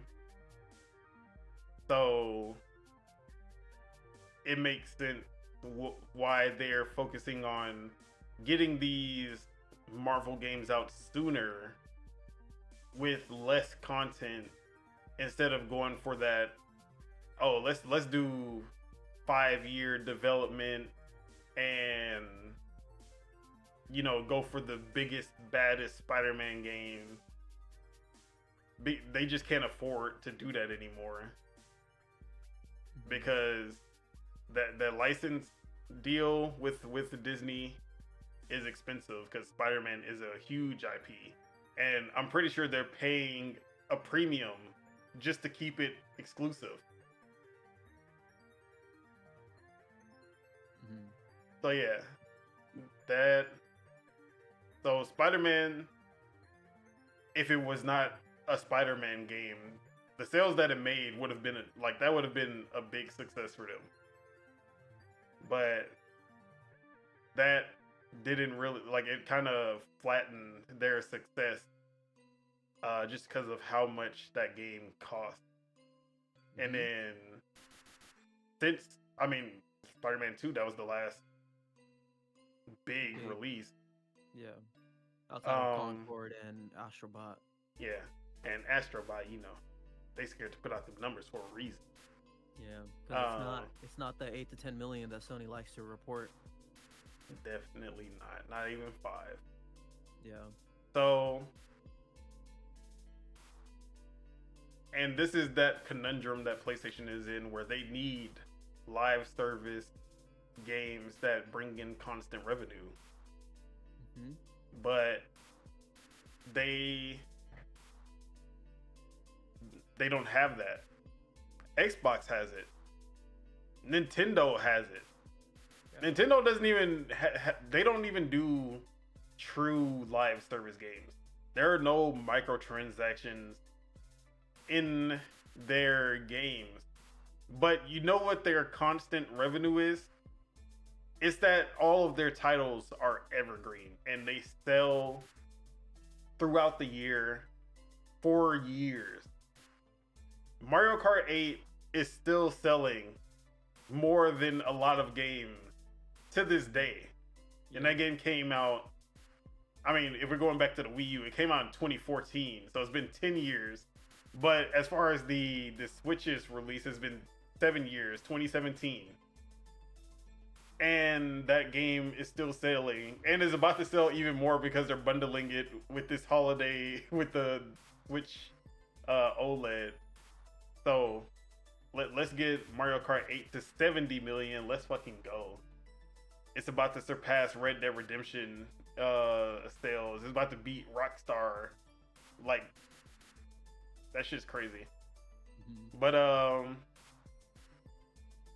bro, if Nintendo would have went all out and said, you know what, Animal Crossing has microtrans, bro, they would be number one. They they would literally have surpassed. Look, Animal Crossing, microtransactions, live service that lasts 5 years. The fact that they stopped support of Animal Crossing after 2-3 years, I think that was such a mistake. But if they would have put microtransactions in that and then kept it going for the entirety of the Switch's lifespan, bro, that multiple billions. Splatoon, microtransactions in that game. If they could have made their own Call of Duty with what they could have been paid, that would have been a real Call of Duty competitor if they would have put microtransactions in that. So the fact that Nintendo is just they're making live service level money without actually doing live service is hilarious. But they also keep their budget very low, so they don't need to use microtransactions to make up for the lack of the lack of money that they get back for each sale, because each sale is giving them, like, when you're selling 7 to 20 to 30 to 40 million, yeah, you're and then your budgets are 50, 60. In Zelda's case, that's really the one of the few that hit 100 million plus. So it's Nintendo has their recurring revenue. Xbox has their recurring revenue. PlayStation's only recurring revenue is PS Plus. And it was, I mean, Bungie, you would have thought Bungie, after buying Bungie, they would have had a good source, but we saw what Bungie actually had coming into the bank, flow. And they, bro. And how much I'll never like not find it funny how after PlayStation bought them, they were like, bro, we got ripped off. Y'all was fudging these numbers crazy. That is hilarious. Yeah, for sure. But as far as Firewalk, they had potential, but the leadership from PlayStation proper and Firewalk leadership let that studio down. And what I honestly get from this Firewalk situation is, like, you remember how when, like, the stuff came out for Redfall, it was like the developer was like, oh, we wish this got shut down. Like, you remember those reports, right? It's the exact opposite. What happened? Oh, go ahead. Sorry. I was gonna say, like, I kind of think that the Firewalk team is maybe thinking the same thing, where they're like, maybe it wasn't like, oh, we wish this was going to get shut down, but maybe it was like, why is PlayStation pushing this so hard, you know? Like, I mean, as just the culture and the developers, it never felt like they were against it. If it, like, at least just from the reporting, maybe like we haven't really heard too much from individual low-level developers, except for the one guy who came out on Sacred and said that it was 400 million. Yeah. So it's hard to tell, and I don't think he ever said anything about how the actual developers felt about the game either. Yeah, there was in one of those episodes they were talking about like the project name, because apparently Chris has some like connections with Bungie and like former Bungie devs and stuff like that. And he was saying, if I'm remembering this correctly, he was saying something like he was like at a bar, or like at some bar with like some game devs that were working on a PlayStation Project Chaos, and apparently they were like fucking drowning themselves in alcohol. and he was saying how like it was funny back then, like thinking like, oh, these guys are just coming in here and drinking and shit, but it's like and then he brought the ties because Colin said that his source told him that the project was named like Chaos, and he was like, oh shit, like, and then that's when he talked about the story about him like talking to these game devs, and then they were like fucking stressed out about this game and stuff like that. But okay, so maybe there was that same tie of the heads wanting one thing and the devs seeing that this was not going to pan out well and they wanted something else. Yeah, it's just I don't think it's as like clear as the stories say, you know what I'm saying? Like that's what I'm trying to say. Like there's something fishy going on with this money laundering scheme. I don't know about that, but yeah, it's interesting. Like I hope there's a journalist that can, like, you know, that has connections to these teams, can maybe uncover some things for us, you know, and clarify it, because this is an interesting story that should be covered, but we'll see any of the people that actually has real ties to this can uncover some good news. Jason, your time to shine. Yeah, This is when we need you. Put the jersey back on, bro. That's funny. But yeah, any final words on either Concord or Neon Koi? Actually, let me make sure I didn't have any other point to bring up in this, because I only read one tweet. You're good. The only other thing that I have to say is the thing that I linked you about Probably Monsters. Yeah, okay. Because I knew there was something else. Yeah, because Probably Monsters was the one that originally incubated this team, and then Probably Monsters head is Harold Ryan, which was former Bungie CEO. And them fundraising $250 million, and then promptly selling Concord and Firewalk to Sony. Yep. And then now they're reporting that they're having massive layoffs going on, and they haven't even put out a project yet, which is really strange, you know. But yeah, that's really the only thing I had to add. Yeah, and just another tidbit: Jason Schreier did confirm that a total of 210 employees will be losing their jobs because of these layoffs. Firewalk had 172 employees, and Neon Koi had 38. And that's what makes this even weirder. 172 employees is not a big, like, it's not a really big studio that you would expect $400 million budget. Most time when you get into that number, you're 400, like 300 to 400 to 500 employees deep. Mm-hmm. I don't even think Ubisoft usually puts up their number, and they have like 1,700 people working on them games sometimes. Mm-hmm. So where did the money go? Outsourcing. Where did the money go? To all the other teams that worked on Concord outside of somebody need to look into Herman Holtz's pocket. we need to figure out where that extra 200 million went. Money laundering. That's all I gotta say. That's hella funny.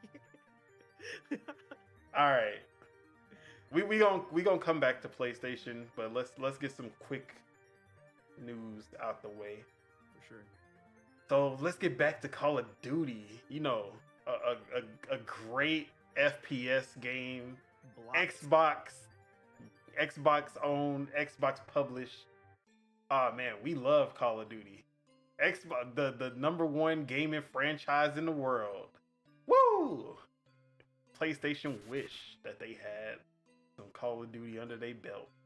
All this can't take up all this.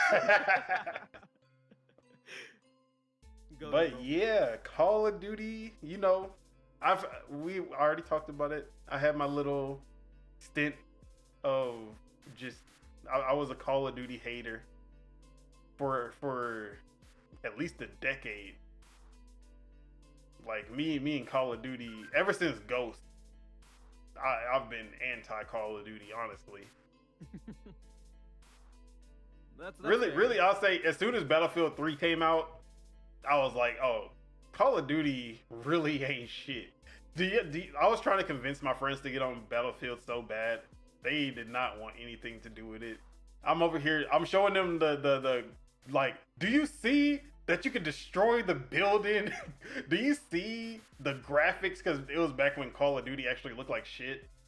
And then I think it was Advanced Warfare. They finally updated that nasty ass engine that they've been using since Modern Warfare, the original Modern Warfare. Because I remember seeing Ghost, and I was like, bro, this looks like ass. How is this next gen? Definitely compared to Battlefield 4. And it, for sure, yeah, like you would see, like seeing Battlefield 4 and then seeing Call of Duty Ghost is like, bro, really? Then you like, it's at the Xbox presentation. You see Rise, Son of Rome. Look at how it was looking. You see Titanfall, looking how it was looking. And then you see Call of Duty Ghost still looking like a 360 game. Like, y'all, bro, I was so anti Call of Duty. I was over it. But as we've seen from the numbers, that did not reflect with the general public. So yeah. Wait, hold up. There is some breaking news. Oh shit, what's going on? The director of Wolverine is on Perfect Dark now. Oh, I don't think that's a good thing, but oh. Hold up. You want me to send you this? Yeah, send it. I got you. We can move it to the next one. Yes, sir. All right. Anyway, my bad. So, Call of Duty, me no likey. We was beefing 10 years. We was the game and 50 Cent. You know, we used to be homies. Hated to love it all, don't want that. And I'm gonna shine. Like we was putting our heat together. And then, you know, I was like, stop snitching, stop lying. Y'all, like, we was beefing hard. And then pause. And then, you know, I thought I was done with Call of Duty forever. But then Xbox said, we are acquiring Activision Blizzard King for $69 billion. And then I was like, wait, Call of Duty gonna be in Game Pass? And that is literally all it took for me to flip the just switch. Because I've always, like, there's always been the deep down inside of me, there was the 13, 14-year-old Randy who is still like, I want that Call of Duty fix. But I cannot justify paying the price of Call of Duty. And when I would get Call of Duty on sale, I would play it for like a week, and then I'd be like, nah, it's not it. So I was like, so when Xbox said they're acquiring Activision, that kind of the thought of, oh, if it's in Game Pass, that's gonna get me to at least play it. Like, I'm not gonna turn down free Call of Duty. But at the same time, I wasn't expecting a huge jump in quality for Call of Duty just because it's an Xbox. I was expecting, oh, I'm gonna get on for a week and it's gonna be the same thing. I'm just gonna play it. Okay, cool, it's free, yeah. Oh, it's Call of Duty. It's boring. They haven't done anything special, so. Was that Alexa? No!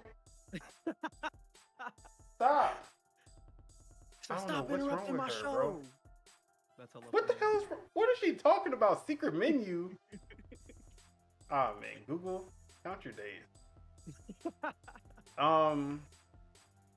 So, yeah, I was not expecting that I would just automatically be like, oh yeah, I'm gonna like Call of Duty now just because it's in Game Pass. I wasn't expecting that. Black Ops 6, it did it. This shit, and we've already, I'm not gonna go even further into it, but this is a tremendous leap for Call of Duty. And it seems like everyone agrees because we've gotten reviews, we've gotten some metrics also. So this is coming from Microsoft, where they claim last week's launch of Black Ops 6 was the biggest Call of Duty release ever. Not in the last 5 years, not in the last decade, ever, all time. So that, and especially when you remember how big Modern Warfare 2019 was, um, where it made like a billion in 1 day or 3 days or whatever it did. It was like a billion, and it was a billion in a crazy amount of time. Like I remember that news came out where it was like Modern Warfare 2019 made a billion in this amount of hours. So for this to be the biggest launch is exactly why Xbox bought Call of Duty. And this is just the perfect Call of Duty to be the one that's synonymous with Xbox. Absolutely. If it was Modern Warfare 3 from last year, that would have been the worst possible Call of Duty to put the Xbox logo on. Facts. The fact that that's the last one that PlayStation marketed is hilarious, actually. So yeah, that is a funny point, actually. Their last marketed one is probably like the worst Call of Duty that's came out since like Ghost or something like that. Exactly. That's crazy. Yeah, holy shit. No, that was a funny one. So just to add on to that, True Achievements also put out a report that Call of Duty's Xbox player count jumped a whopping 159% following the launch of Black Ops 6. And that just goes to show how big this was just for Xbox players. Because obviously Game Pass is gonna play a big part. But for the most part, Call of Duty players are Call of Duty players year round. Like the Modern Warfare 3 Warzone numbers are usually year round. They're number one, number two on Xbox. Like they're usually fighting with Fortnite for the number one spot. For the number one spot for the most part. So to see a more than double jump in player count with the release of Black Ops 6 is definitely a huge boon for this franchise. And lastly, this is coming from well, I guess the source is ispreview.co.uk, but Hazardor Gaming had a good roundup where he says COD Black Ops 6 drives the biggest ever UK gaming traffic on EE and BT Network. Those are two of the biggest internet providers in the UK, if you don't know. First year that Call of Duty has been made available on Xbox Game Pass Ultimate, and as a result, EE/BT saw a 144% increase in Xbox Live traffic on its home broadband network versus the week before. So it's worldwide. It's happening all over. But the Metacritic is sitting at an 84, I believe. 84. Which compared to Modern Warfare 3, I think that was in like the 60s. Or yeah, 70s. It was definitely very low. And we haven't seen. Let's see. We haven't seen, like, Call of Duty used to always be like high 80s. Sometimes in the 90s for like Modern Warfare 2 and the OG Modern Warfare. But it's been a while since we've seen them get that 80. It's 56. That was Modern Warfare 3. 56. Yeah. So that is a huge jump in quality. But let me actually go through the like previous ones just to see what the review scores were before. Yeah, I'm low key looking at him right now. Let's see, newest release. Oh, that why are these so terribly curated? The highest one in a while was MW 2019. Yeah, I knew 2019 was the big one. Like Black Ops Cold War, which was before this one, was a 76. I don't know how Black Ops 4 got an 83. That was like one of the worst Call of Duties. I hated that game. I fucking hated that game. Vanguard was a 73. Ghost 78. World War II was a 79. Infinite Warfare 77. The fact that World at War is a 84, that is fucking blasphemous. Count your days, whoever those reviewers were. So yeah. Call of Duty is back and it's bigger than ever. And Xbox is 100% the happiest they have ever been. Now, my question to you is this enough to say this is the W that Xbox needed, or is this not the metric that Xbox is looking for? Because Call of Duty, it's number one year round.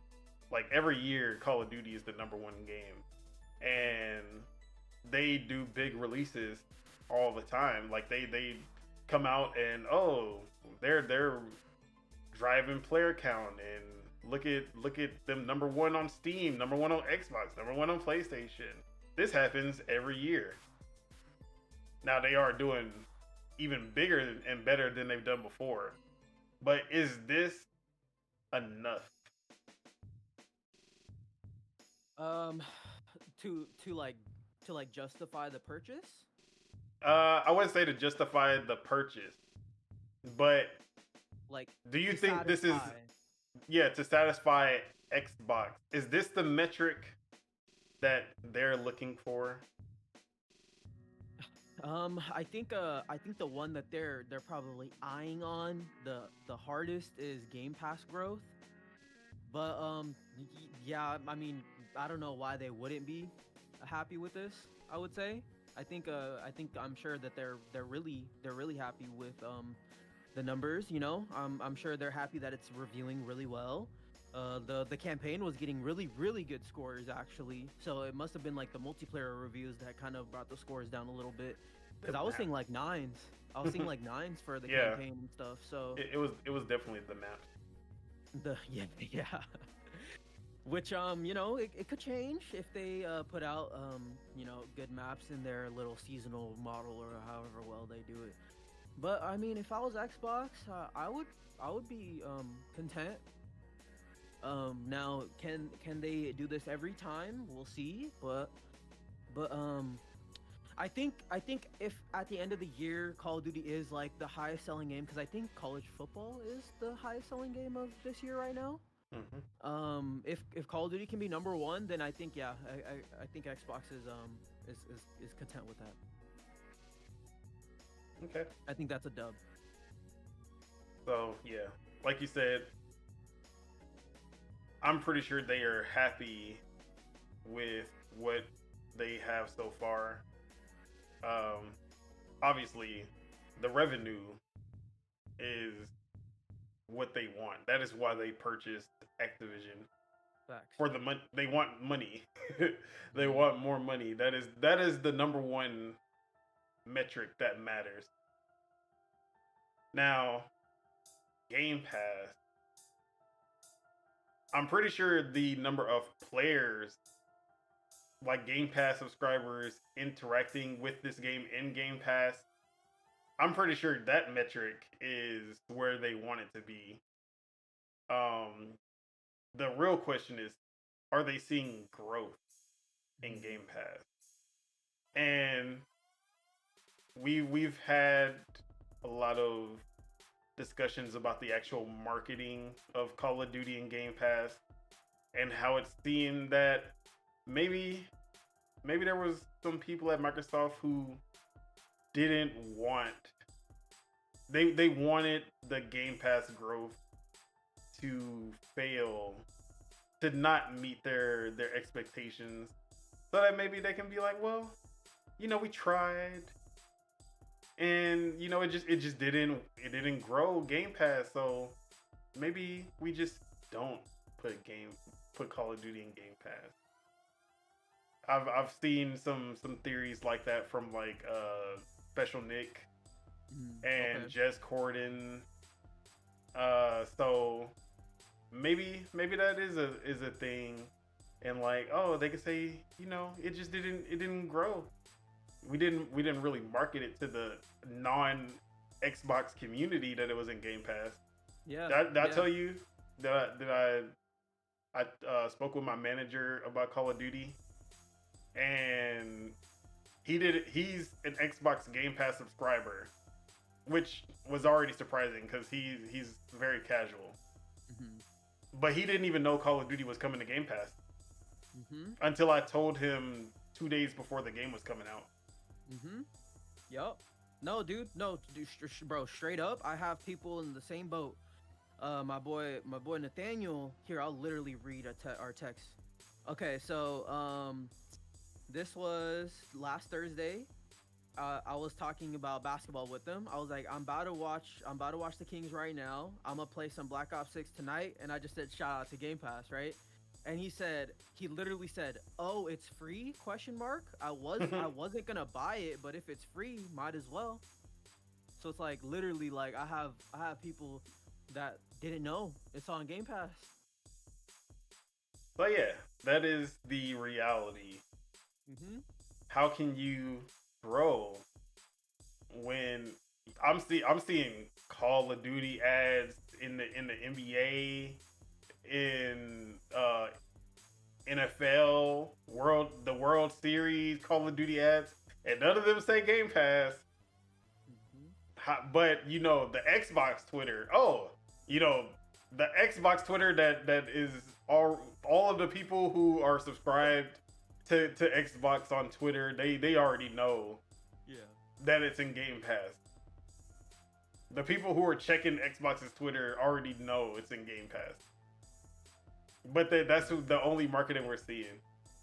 So if that is what they wanted, they wanted to be like, oh, we tried our best. But yeah, that is. I don't think that's the most important one, and maybe that is what they wanted it to not be the most important one. But it's definitely gonna be telling, for sure. But Nintendo can one up them by saying that they have the best-selling alarm clock of all time. All time.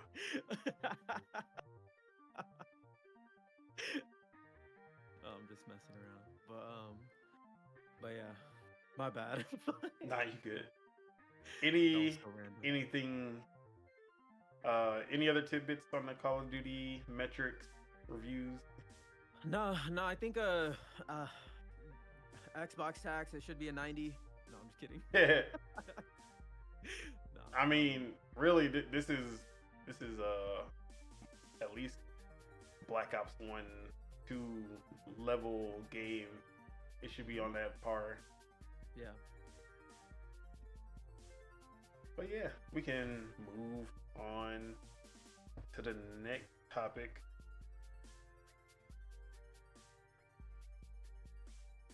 This one's for me. This is for the dogs. Nah, this for me too, bro. For all this my for me. dogs. Yes, sir. I gotta put it on the screen. Y'all need to see Peak in action. Actually giving us what we want. The remasters and remakes we want. Here it is in all of its beautiful glory. Xenoblade Chronicles X, a former Wii U exclusive. The definitive edition has been announced randomly this morning and is coming to the Nintendo Switch March 20th, 2025. With the release of this game on the Switch, that will mean that every single Xenoblade Chronicles game is available on the Switch. The definitive versions of the Wii game and the Wii U game now. It's the W, bro. Like, this is Big Xenoblade Chronicles fans have, like, with the Switch, we have been eating since Xenoblade 2 came out in 2018. Actually, it was the end of 2017. Xenoblade 2 came out end of 2017. Torna, the DLC, came out either end of 2018 or like beginning of 2019. Then 2022, we got Xenoblade 3. And then 2023, or actually, we got Xenoblade Chronicles Definitive Edition in 2021 or 2022. Then Xenoblade 3 in 2022. Then the DLC that brought all three games together, Future Redeemed in 2023. And now 2025, the final piece, Xenoblade Chronicles X, is here, or it's not here yet. It will be here. It's coming. I cannot wait. This is also the only Xenoblade Chronicles that I haven't beat. And the reason that I haven't beat it is because the game kept corrupting on my Wii U. And I had to keep starting over. Damn. Which was it was horrible. I remember I finally got the skill and then I had to start over. That shit killed me. That shit killed me, bro. I was like, yeah, never again. Damn. But yeah, Xenoblade Chronicles X, if you know, it was a Wii U game. If you remember what the Wii U was.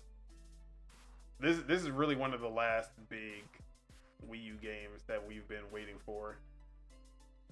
You want to tell the other ones?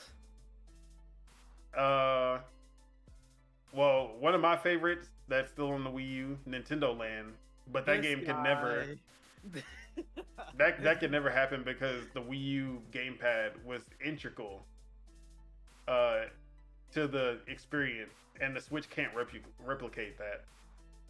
So we're never gonna get Nintendo Land. Then there's Star Fox Zero. Oh Lord. And look, Star Fox Zero. Well, that can't be. That can't No. You can definitely do it. You would just get rid of the one aspect that made the game bad, and that was the using the gamepad and flying the ship at the same time.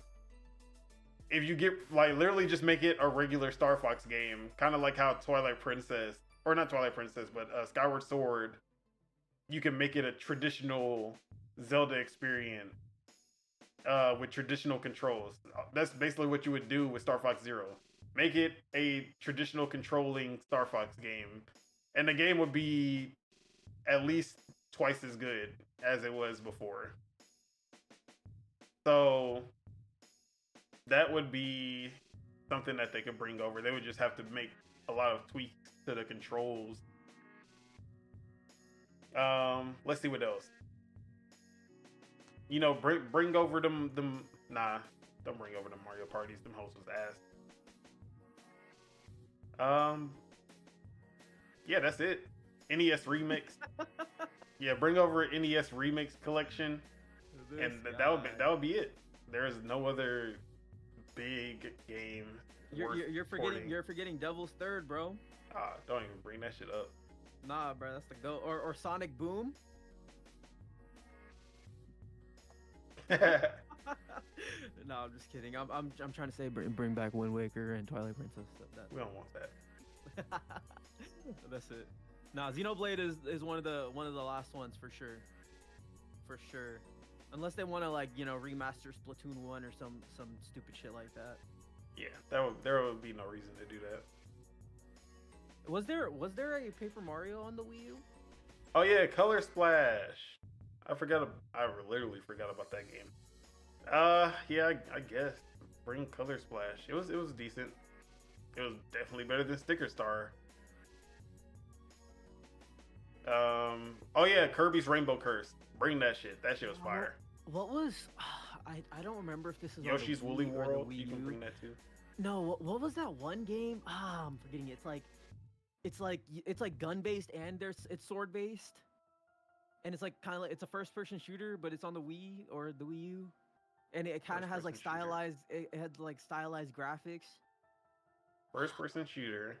It was like mainly swords, but it had guns as well. I'm forgetting it, dude. The only thing I can think of is Red Steel, but that was regular Wii. It might have been a Wii game. It might have been made by Ubisoft. Red Steel. The only other Ubisoft game was Zombie U. First person. Which Zombie came to the Switch already. It had like. I think you're thinking of Red Steel. I might be. Hold on. Not Conduit. That's not what I'm thinking. Oh, Conduit was fire. It is Red Steel. I am thinking of that. You're right. Yeah, I loved Red Steel. Yeah, that game is sick. They should bring that back. Bro, I was hoping Ubisoft would put out a Red Steel with the Switch's controls. Yeah. But no dice. Or at least they should have did a Red Steel VR. That would have, like, instead of the Assassin's Creed VR, they should have did Red Steel. She would have been perfect. But yeah, man, this game it's polarizing for Xenoblade fans because it is not like the other Xenoblade games. Also, the story just felt rushed and it kind of just ended. I never finished it, but this is what I've been hearing. Mm-hmm. And it wasn't like character driven. Like, you play as Shulk in Xenoblade 1, you play as why am I forgetting this motherfucker's name?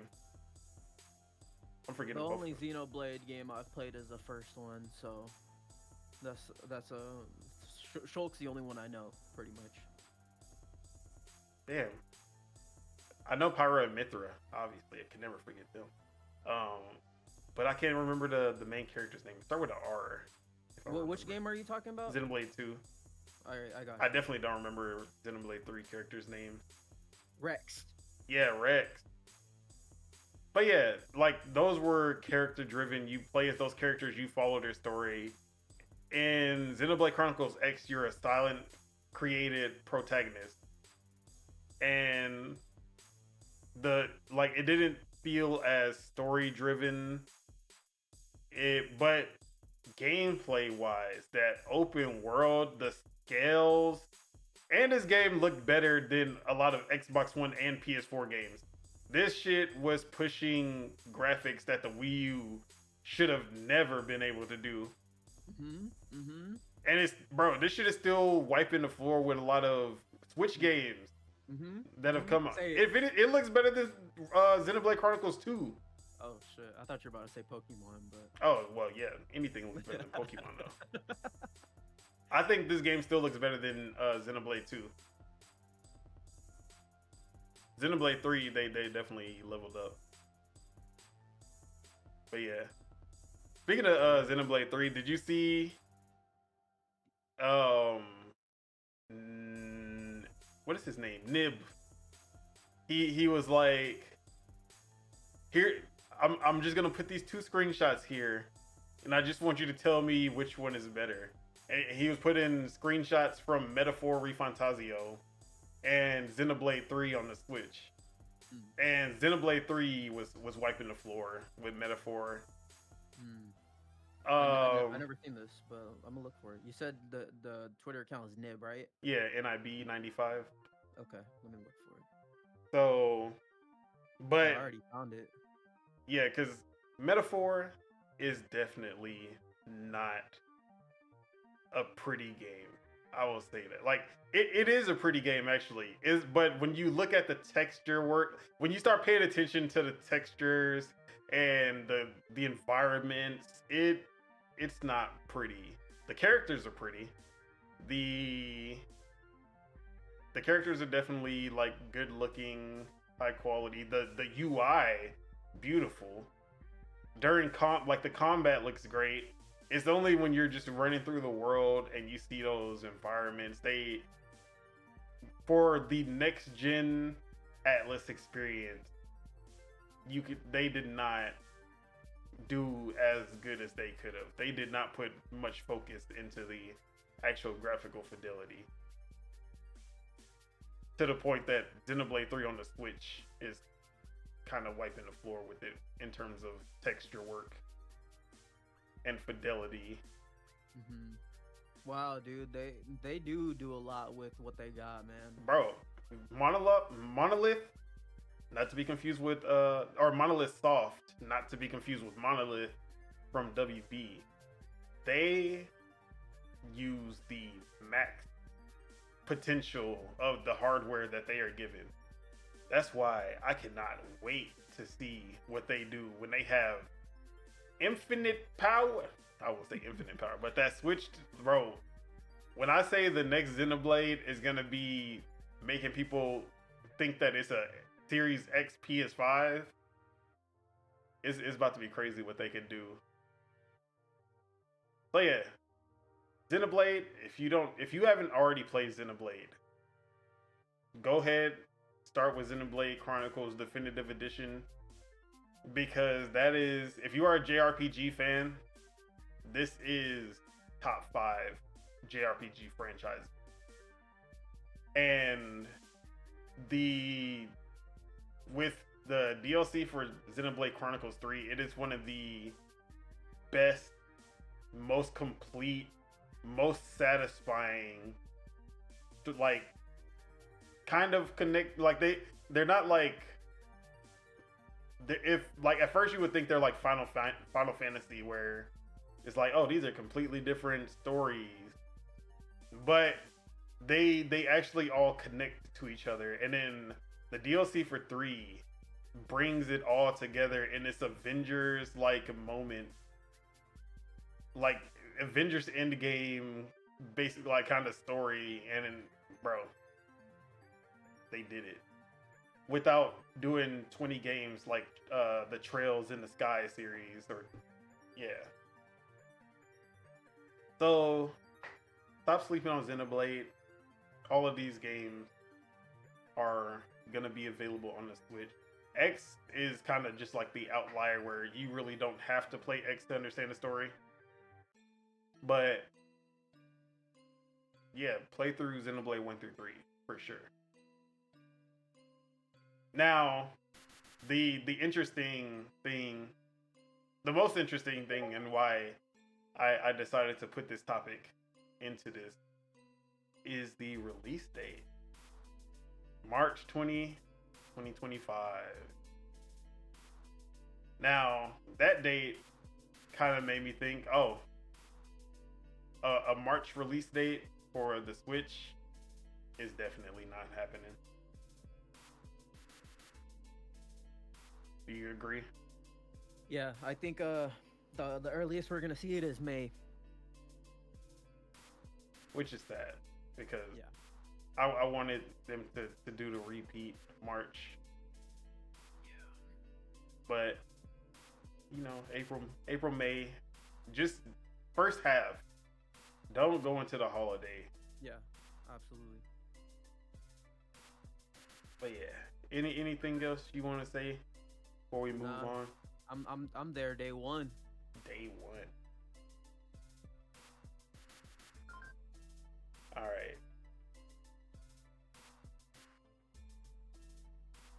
let's get into some previews for an upcoming Xbox game. We already talked about one of them. One of the last biggest releases of the year. But we got Indiana Jones previews. And let me go ahead and pull up. So I'm just gonna read a few of these headlines. Go for it. IGN says, we absolutely can't wait to experience the rest of Indy's latest adventure when Indiana Jones and the Great Circle finally arrive. Now, I was gonna read through these, but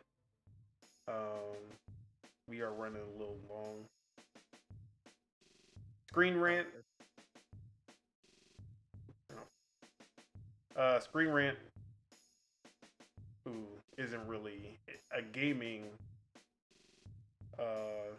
publication, or at least they have a gaming side, but the fact that Screen Rant had a chance to play, because this is based off of the movies, it's telling. So they do say, during an extended demo attended by Screen Rant, Indiana Jones and the Great Circle got a chance to showcase the ways it adapts to films. It feels like stepping into the movies, the highest compliment a game adaptation could ask for. For sure. And then we have John Clark. Oh no, that was that tweet that I put, but that's not what I wanted to read. Eurogamer says, don't you just love it when a developer treats a renowned film series with the respect it deserves? Here's what we think about Indiana Jones and the Great Circle after 3 hours. Games Radar, we've played Indiana Jones and the Great Circle, and its whip-cracking action captured our hearts. VGC says Machine Games' Indiana Jones and the Great Circle is shaping up incredibly well. And I haven't read all of these, at least in the articles, but I did listen to Kind of Funny's Gamecast and their thoughts on it, as well as read the Windows Central review. And one thing that came up during the Gamescast is that basically they said that the Indiana Jones experience and the stimulation of what Indiana Jones is perfect in this game. And Gamescast at least said that it was for better and for worse. They had some issues with, say, there was parts of the gameplay they played two different sections. One part was the part that they had issues with, which was an openish section, more of an open world kind of section that they said didn't really work well, and they didn't like that part. But then they had a more tight, focused experience, more linear, that they enjoyed a lot more. A lot of comparisons to Dishonored and other immersive sims versus it being a Uncharted or Tomb Raider.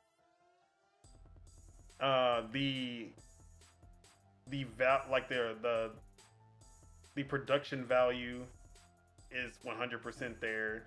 It feels like an indie movie, or Indiana Jones movie, not like an indie film.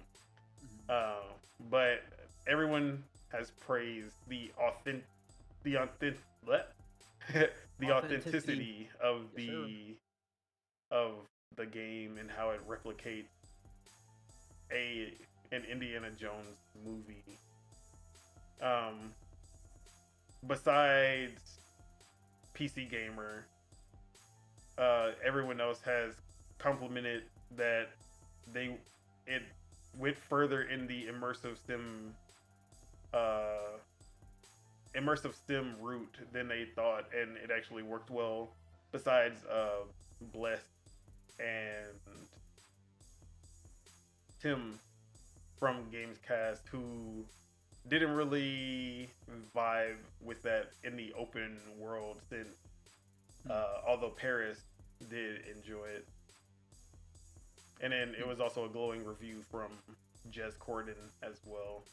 Mm-hmm. So, how are we feeling about Indiana Jones? Are we more excited? About the same? Less excited? I'm about the same. I kind of expected. I expect, because Indiana Jones has like some set pieces, but it's not like super like bombastic and crazy. You know what I'm saying? Like it has moments where it is, but it also has moments where it's very like not linear. But what am I trying to say? Mm-hmm. Like More like Uncharted.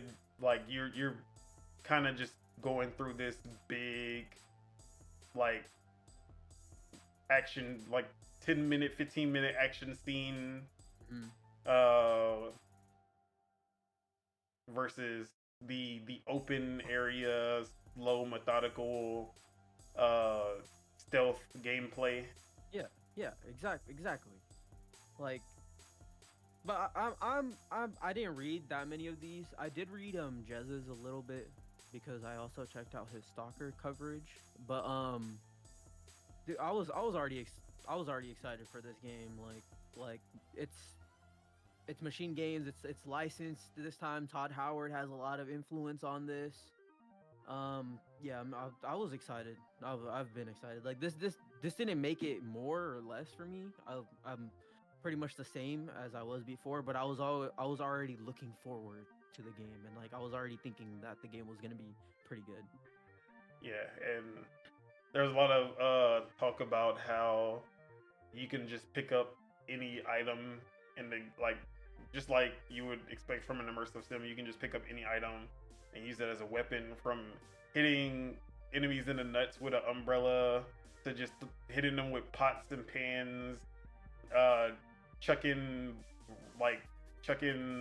hammers at people. Those are the things I love. Immersive sims, that is one of my favorite genres, even though for whatever reason most immersive sims are not that popular. Shout out to Zelda for popularizing immersive sims, even though no one calls it immersive sim. That is 100% an immersive sim. Breath of the Wild and Tears of the Kingdom. Mm-hmm. So yeah, I love that. I love how immersive sims, they make you be like, can I do this? And then you can. That is what I love to see in video games. The last thing I want to see in a video game is, I'm like, can I do this? No, you can't. I hate when games limit all like what I can do in the game, and there are so many games that do that. Yeah, for sure. So I'm excited about Indiana Jones. I'm about the same. I was already pretty excited, so these previews just kind of confirm.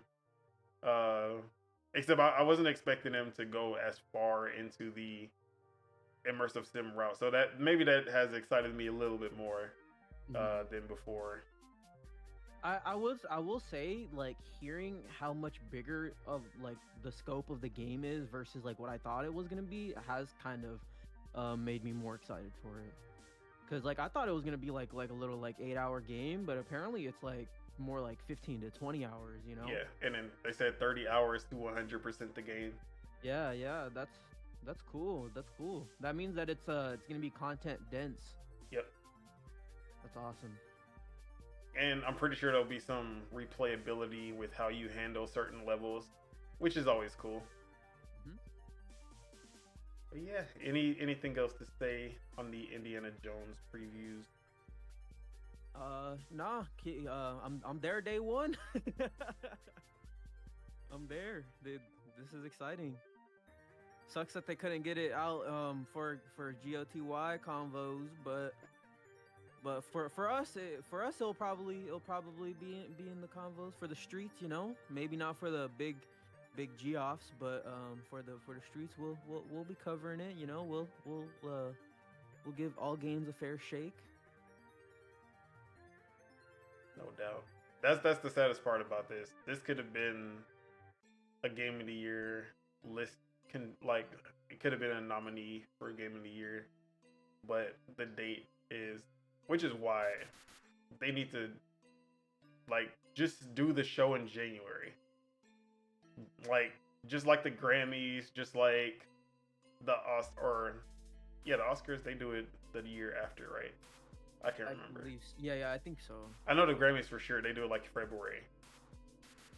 The game of the year list should literally be January 1st to December 31st. Facts. I agree. Yeah, actually, why? Why?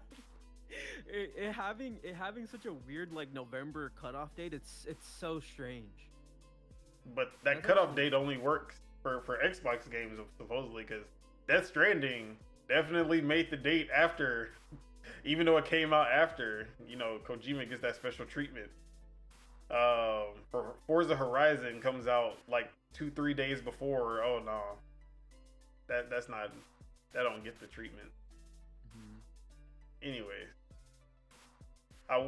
there was one topic that I was gonna talk about, but I think we'll actually leave it at that.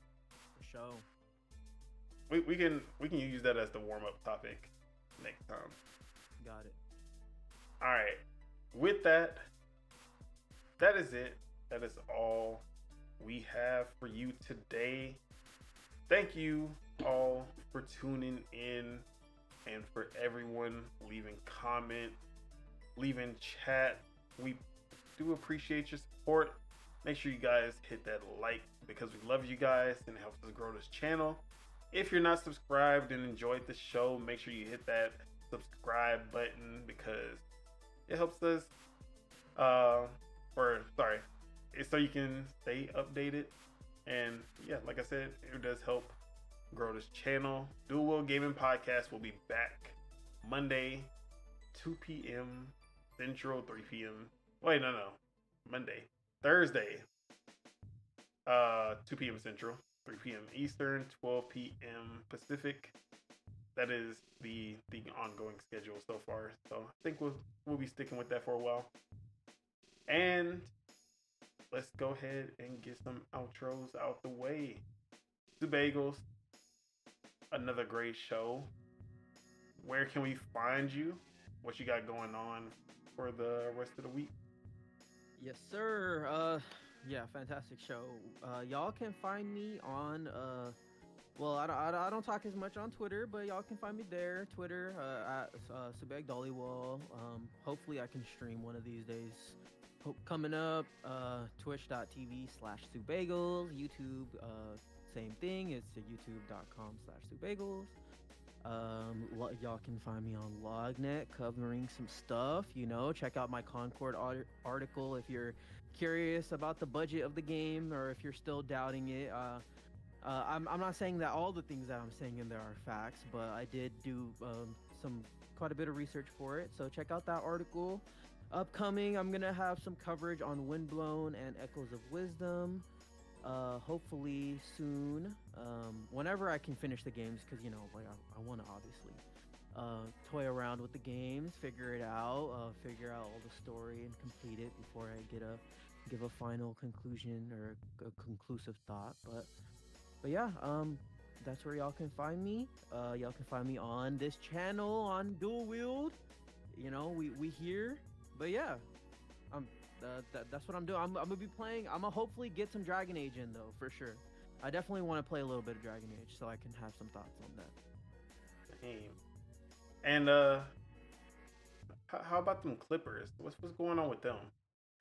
Oh, that's hella funny. That's crazy you asked. They actually are about to play. I think they're playing now. So they had a 7:30 game today against the Portland Trailblazers. But we lost our first home game against the Suns. But we we had a little back to back against the we played the Nuggets and the Warriors. We beat both of them. And now we're playing the Trailblazers again at home. Our second ever home game at the Intuit Dome.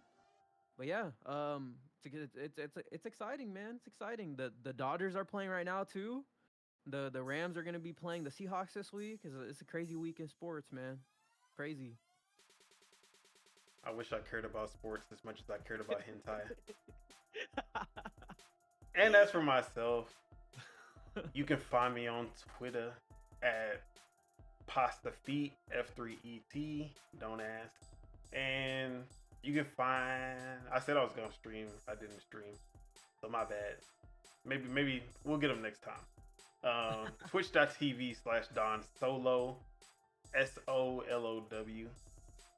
And you can find me right here on YouTube, Don Otaku, where not only am I doing the Dual-Wield Gaming Podcast that you are watching right now, but also Project Untitled Gaming Podcast, working title. Every Saturday, we'll be at the regular time, 12 p.m. Central, 1 p.m. Eastern, 10 a.m. Pacific. So make sure you guys check that out. It is live, so come in. Y'all can leave some comments in the chat. I will always read your comments. We definitely have a community focused show, so don't be shy. Leave some comments. You can talk shit. I like talking shit with people. Me and Lord Metroid be going back and forth. So yeah, come through. It's a good time.